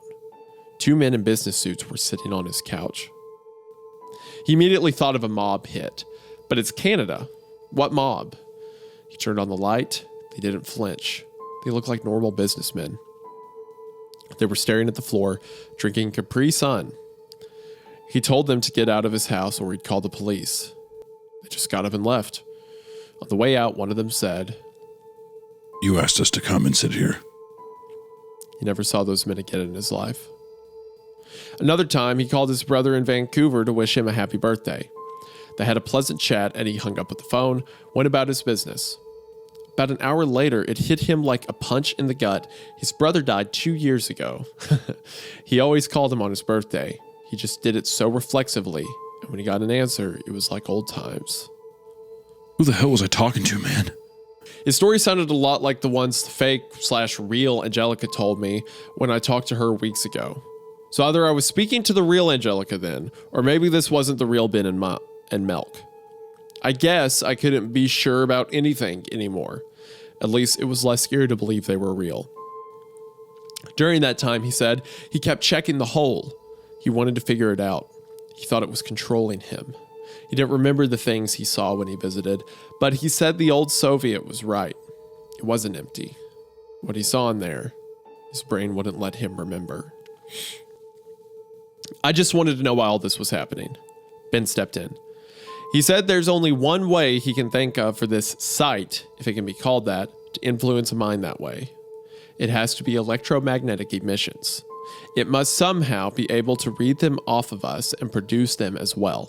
It's a technique that was experimented with as a form of freaking, but never with biological systems. As to why, he didn't think there was any purpose. It was just there and did what it did. It was the anti-net. It introduces emptiness, division, and chaos instead of connection. It's just a byproduct of its existence, and its existence is a byproduct of the internet. Like angry Facebook arguments are a byproduct of the internet. It was never supposed to be something you could just navigate to. It was theoretical, a thing a few computer scientists knew about. Somehow, someone leaked it out there. It was all over. It was buried on the Heaven's Gate website. Hacking forums, occult sites, the fringe of the internet is where it moved. That was a lot to take in, and I'm not sure how much of it I really believe. On top of that, apparently several hours had passed since the man made me click to the hole. I suddenly remembered what the 911 operator said to me. Who's the captain? Milky was shaving when I asked him. His hand stopped moving. I saw in the mirror tears forming in his eyes. He was visibly shaking. Captain Meat from the hole.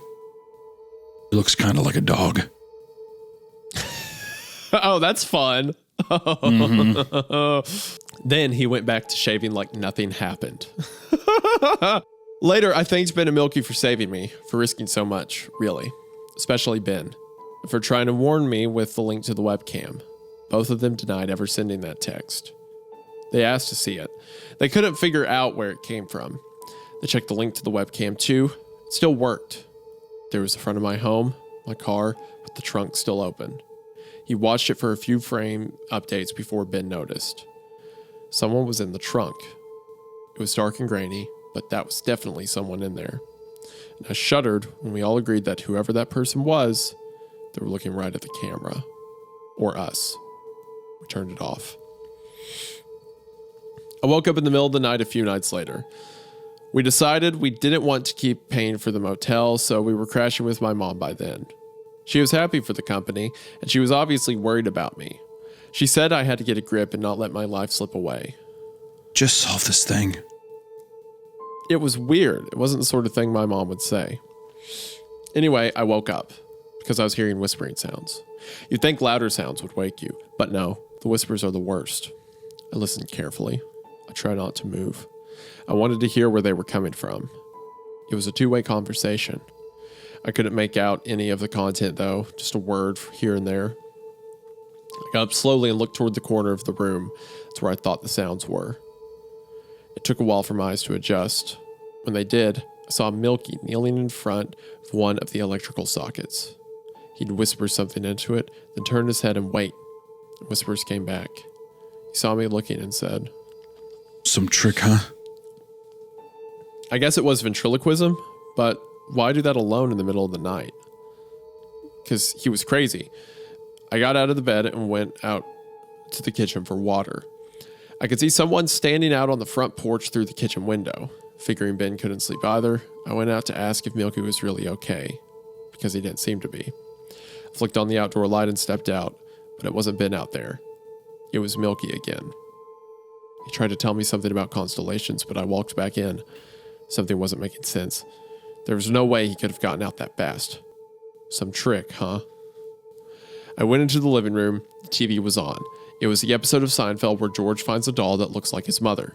That made me uncomfortable, so I changed to another channel. The program guide said the ninth gate would be showing. I always liked that one, but instead of the ninth gate, it was the 10 Commandments. Very different movies. Only one number off, though. Seeing Heston's Moses posturing with the Egyptians struck me. I never did get to speak to Holy Moses. I let myself be distracted, chased off, or both. And everything happening just seemed to be getting more and more filled with coincidences and connections that weren't adding up, or added up too well, which is the same thing, if you ask me. I started up Mom's computer. It still ran Windows XP. It was Dad's computer, and she didn't like change. I had to download MIRC. As soon as I did, I connected to FNet. This time, I was going to talk to him. He wasn't hard to find, just who is, and there he was in at H1N1. He was the only one in there besides me. Not a lot of bird flu fans, I guess. Before I could send him a message, an email notification appeared on screen. I guess Mom had it on auto start.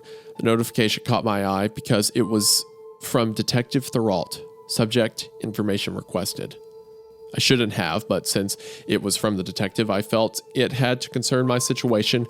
I clicked on it and it read, "As we discussed, here's the documentation on the dental records with the doctor's signature." The attached document was about the skeletal remains found in the Egypt. I felt a sudden wave of horror because I thought I knew what was coming. Dad's bones somehow got in there, but I was wrong. They matched the skeleton up to my dental records. Mine. "I don't know who that man is, but he is not your son." Oh man, so our main character is like a mimic. Is Yeah. The tag? Oh man. That was just absurd. I knew my own mother, for Pete's sake. I thought about deleting the email, but that wouldn't do any good. Then I started piecing things together. Wondered if maybe I really was dead.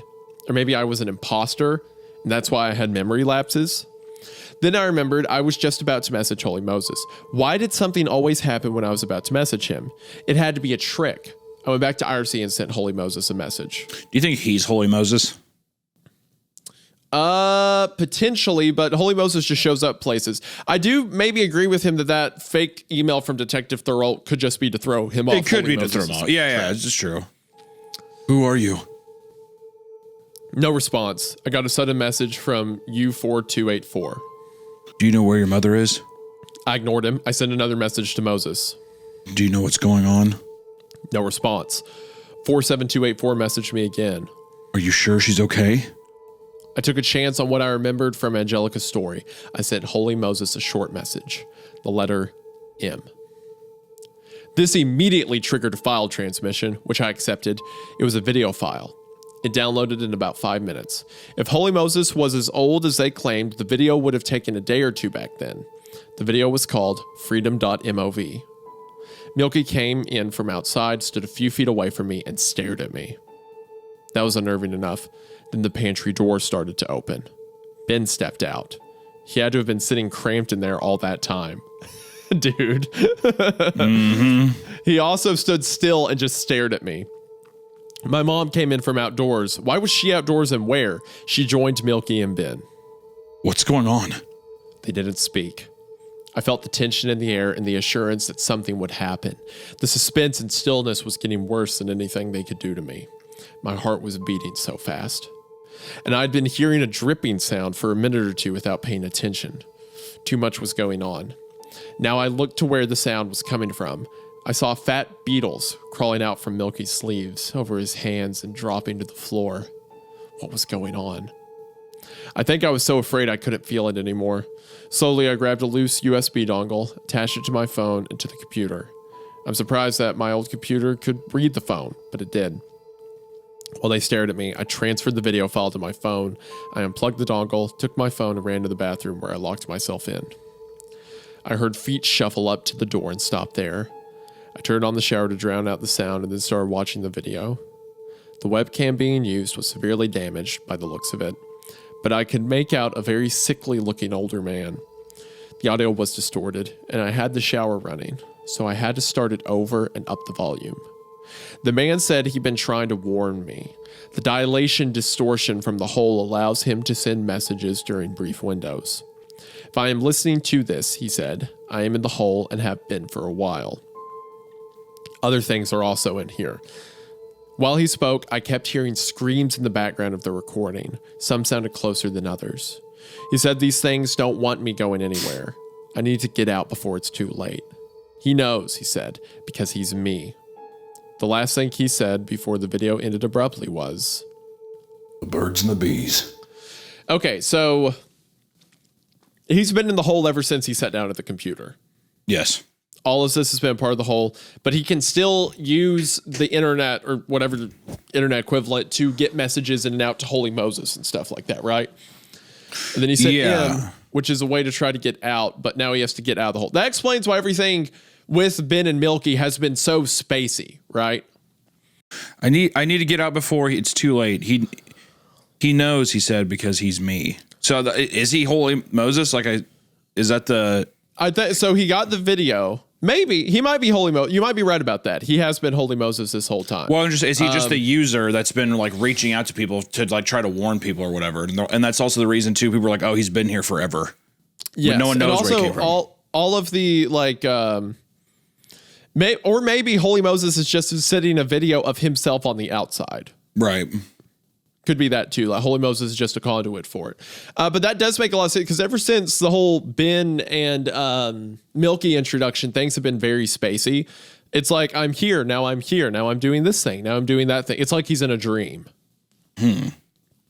Makes sense. Like I would go to turn on the TV. I don't like this show. I turn on this other show. Like it's the way someone would describe like a vision or a dream. Yeah. I couldn't leave through the door, so I pulled up the blind to leave through the bathroom window. I almost shrieked when I saw my mother's face pressed up against the window. I was trapped. I thought about pushing through anyway, but I couldn't hit my mother. I could hit Ben or Milky if I had to, but not my mother. Oh, so pussy. I took the door. You would just truck your mother in the face. If that was happening, well, at what point do you need to like realize this is not mom? Yeah. Or what? I mean, like fucking destroy her jaw, dude.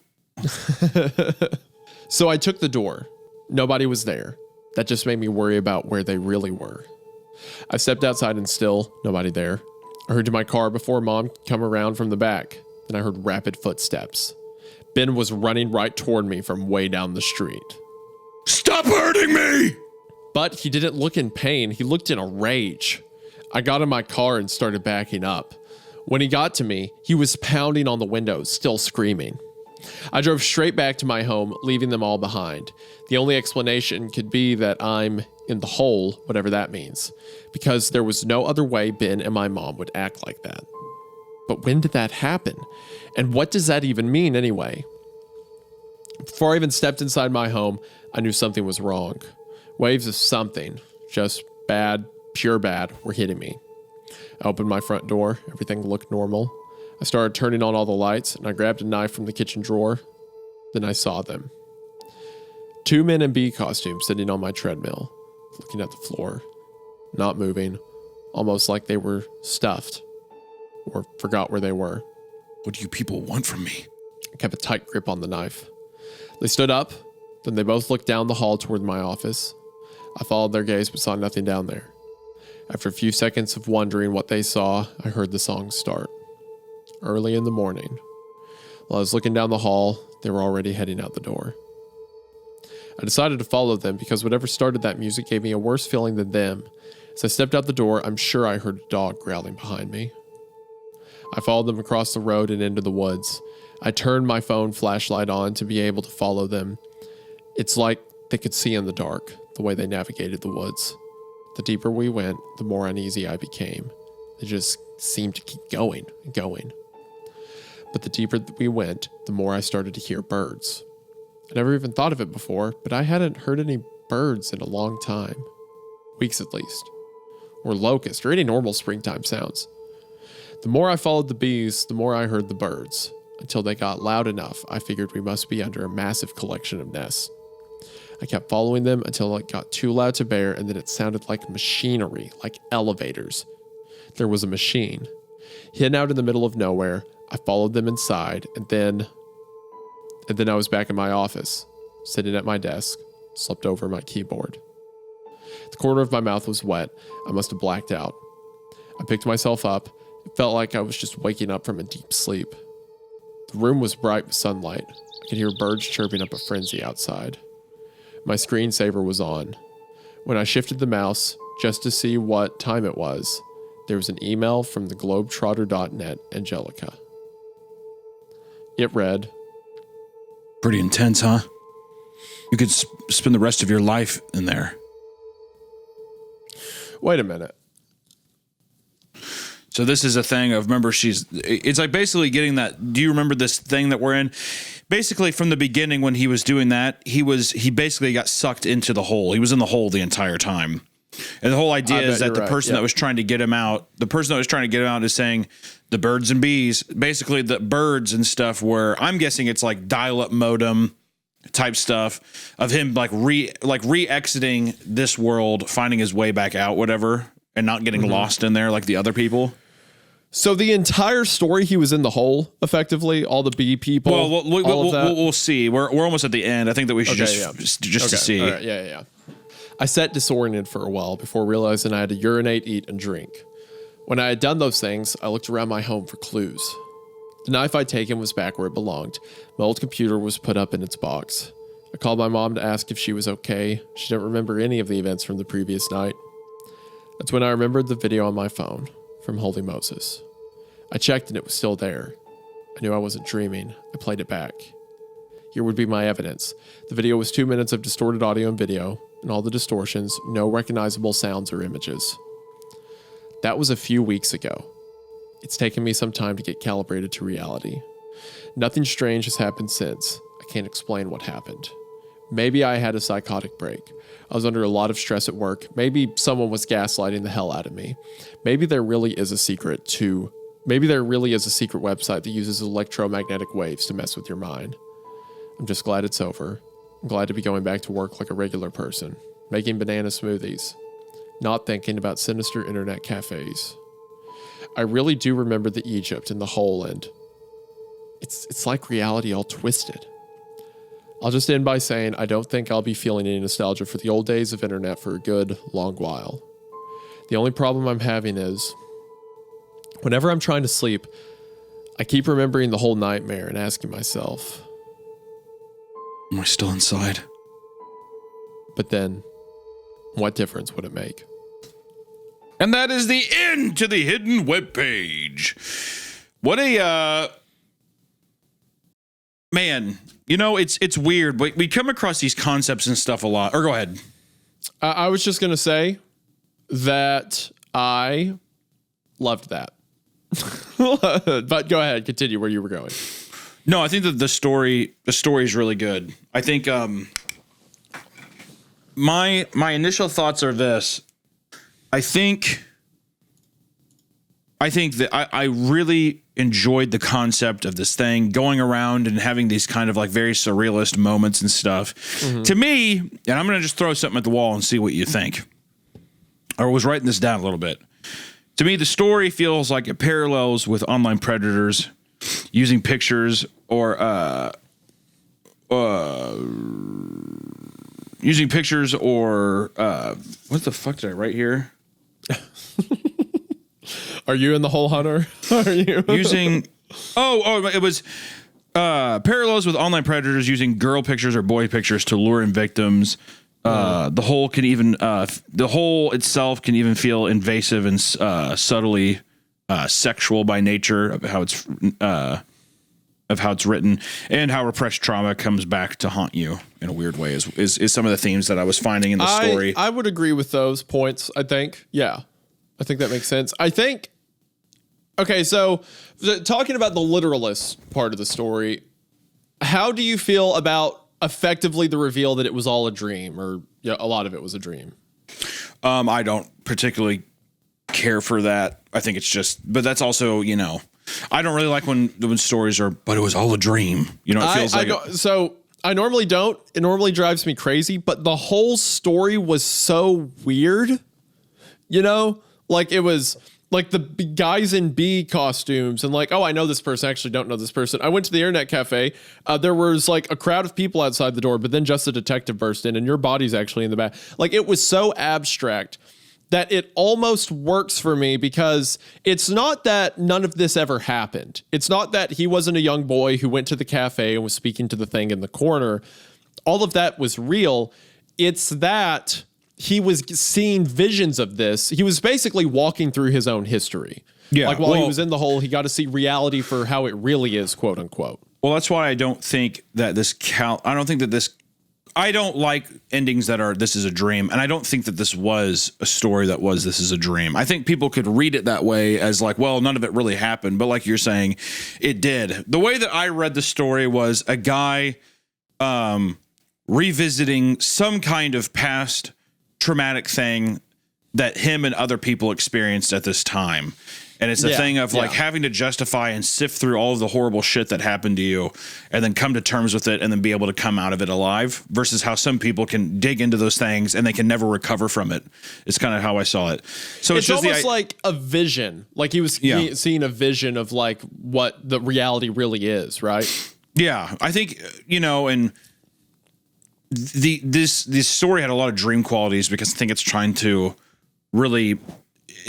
to show this nightmare that he's in, whatever, it's like a surrealist nightmare and all that kind of stuff. But I think just the way of using some of these characters and some of these tropes, which, I could be reaching, this is just how I'm reading it, but it's just ways of how you bury things down, how you compartmentalize things to yourself, how interactions have meanings, and over time you forget about things, but things still linger and they fester, they like scab over. And when you pick at it, it's going to reveal itself again. So to me, it was a way of somebody in a different stage of their life revisiting that thing and being able to come out of it. And it's done in this way where it's not so ham-fisted to where, it has this kind of like, almost redemption, or, it's not like it's totally laid out in front of, or even how I read it. I don't think it was something that was just such a heavy parallel. That's just how I read it. But even the end, he says, I'm just glad it's over. I'm glad to be going back to work like a regular person,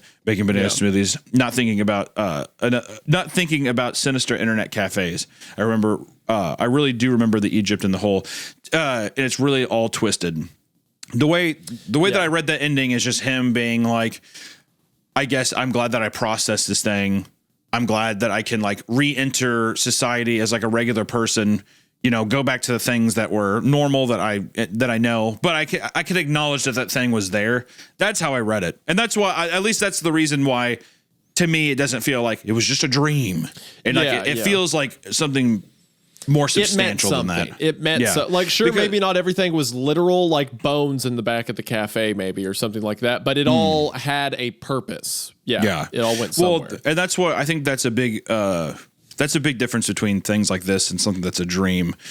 Usually whenever people go for that kind of cliche, it's just a dream, is because you get to the high point of action and you don't have any really anywhere to go, and then the person wakes up, versus a character arc of somebody revisiting something, fighting through it, and then like being able to walk out of it or being able to leave it consciously, like making a concerted effort, making a decision, a choice to leave, because the thing too is, he probably could have just followed the dudes in the bee costume. They're creepy and weird. Probably could have followed them the whole time.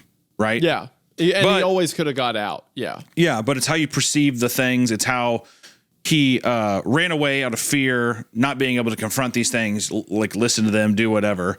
And I think at the end, him kind of just giving into this thing was, in a way, him listening to himself finally, you know? Mm-hmm. Well, yeah, at the end, he finally contacts Holy Moses, and he says it's himself who says the birds and the bees. There's also a lot of like subtle, like, I guess not explicitly Christian, but like savior imagery, because Holy Moses is the name of the account, and then the file is Milk and Honey that starts to lead him out, which is in the Bible with the story of Moses, the promised land that they were supposed to travel to was called the land of milk and honey. So it's like there's this constant beckon, and it's almost like it's him on the outside trying to give him on the inside an out, a way to escape. And then finally at the end, the birds and the bees, he follows the bees through the woods, and he comes to a place that sounds like birds, only to realize the birds are actually a machine that's running this entire thing. So it's like escaping the matrix, so to speak. Like he makes it to the end of the road and is able to pull himself out of the hole. But there's several other people like Milky, like Ben, who are just down there. They're stuck down. Well, there. that's the thing is Holy Moses, I do think, is our main character, because also it's just, there's just a lot of like sexual innuendos. I mean, like the whole, also birds and bees. It's the birds and bees. Yeah, it's about about reproducing, that kind of thing. Even he himself is reborn into the world at the end of the story, you know. And then, you know, if it is a traumatic thing about something of like an online predator or whatever kind of thing, if you want to associate with that, it is just subtly like sexual in a lot of ways in the story. It's very well written. Well, I think plus another detail I kind of like about it, because you said early on, like right when we started, whenever there was the line that said, it's not a part of the internet. I think it was waiting for us when we got here, whatever. Right. And you heard that and you said, I really hope they don't explain that.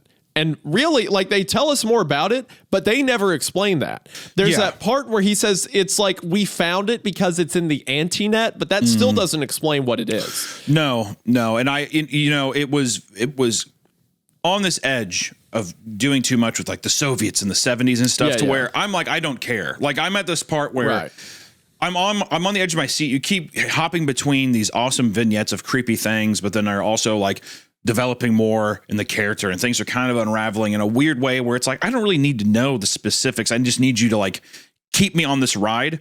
And I think that it did it enough in a way to where that was like the only thing I would change, is just be like, get rid of that shit of like, it was this, you know, the 70s Soviets or all that kind of stuff. Here's the thing. I don't even think that was explaining what it was. That's just saying that back in the 70s, the Soviets started to find this too.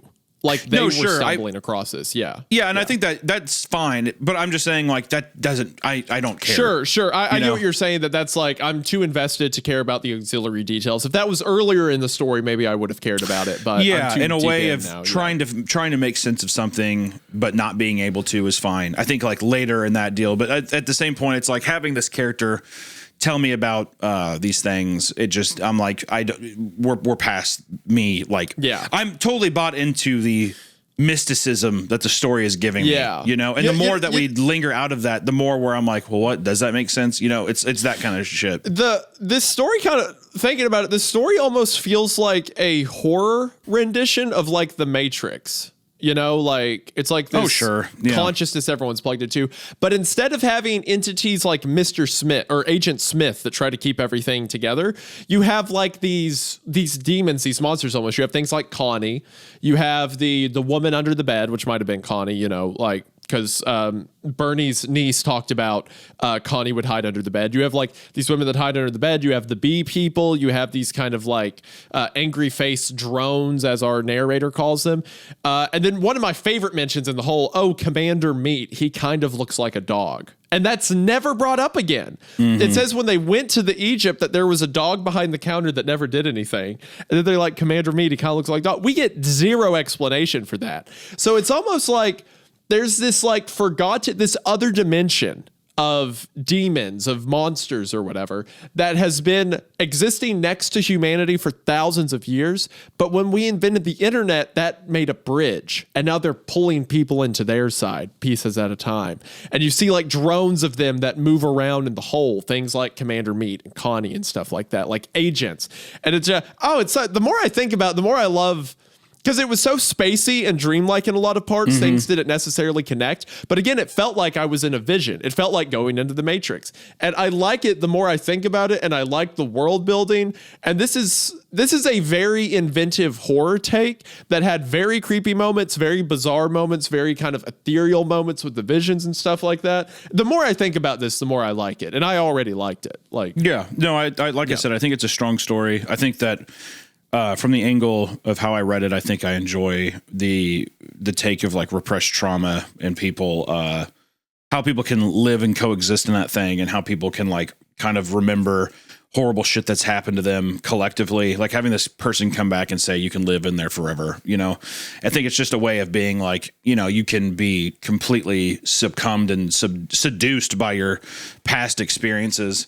In that way, I think that, you know, it makes me think about this because I really like the idea. I like it had like a bunch of fun moments where it's just like, ooh, creepy and weird, and it was fun to sit through.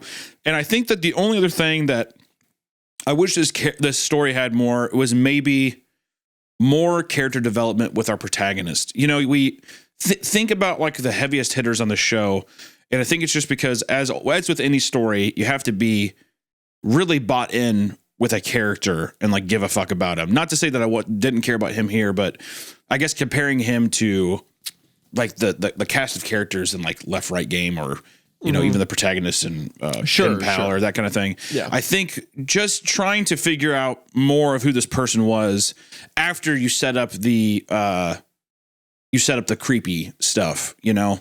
And this is it's just such a nitpick thing to say, but I guess it's just a thought that I have leaving the story is it's very memorable, and I'm curious to see where my mind is a week from now. Do I still feel the same way? Because we've and it's kind of the same criticism I have with other stories that we've read, like, you know, other stories were like, holy fuck, that was really fun. That was like such a great concept, but they don't stick with me the same way that maybe like Left Right Game does, or like Pen Pal does, and you know, and I think that just all comes down to character. So I'm curious, is this something that I'm going to be thinking about in a week? How does it also just get filtered through, you know, my mind and stuff? So, but yeah, no, I mean, awesome story. I mean, like such a fun one. It's such a treat finding just interesting, compelling stories that are just kind of weird and fun, and they do pan out in a great way. So just, I mean, this is one I hope that people enjoy too. I'm bought in, and this is going to be a story that's going to stick with me for a while. I'm going to be thinking about the details of it. It was very well done. I also want to point out for everyone again that Jared Roberts has several of his books available for like Kindle and Amazon. There's like paperback editions. And one of them is called The Machine Stories, which seems to contain the hidden webpage, or whatever his rendition was for print, as well as several other stories that, at least according to the description, seem like they all tie in together. Like it's all part of the same universe. There's a story in there called Sunburn that seems to be a part of it.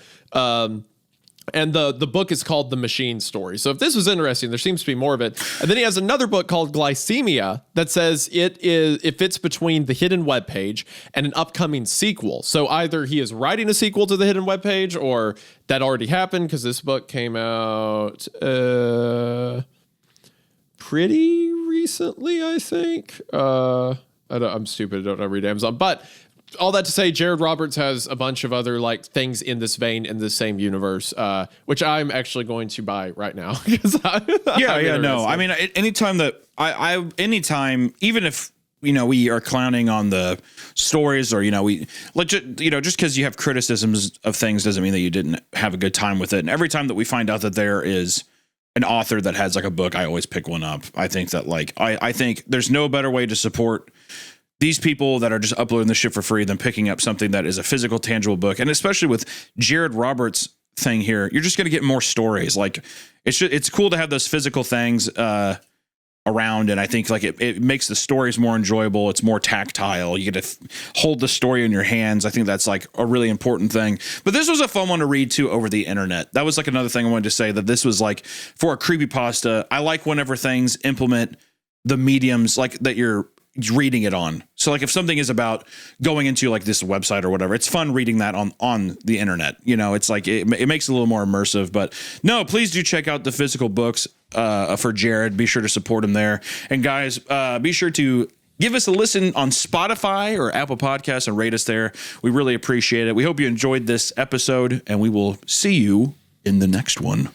See you in the next one. Don't get trapped into old web ring purgatory pits from hell unless you really want to. Or most importantly, if she's really hot. Bye.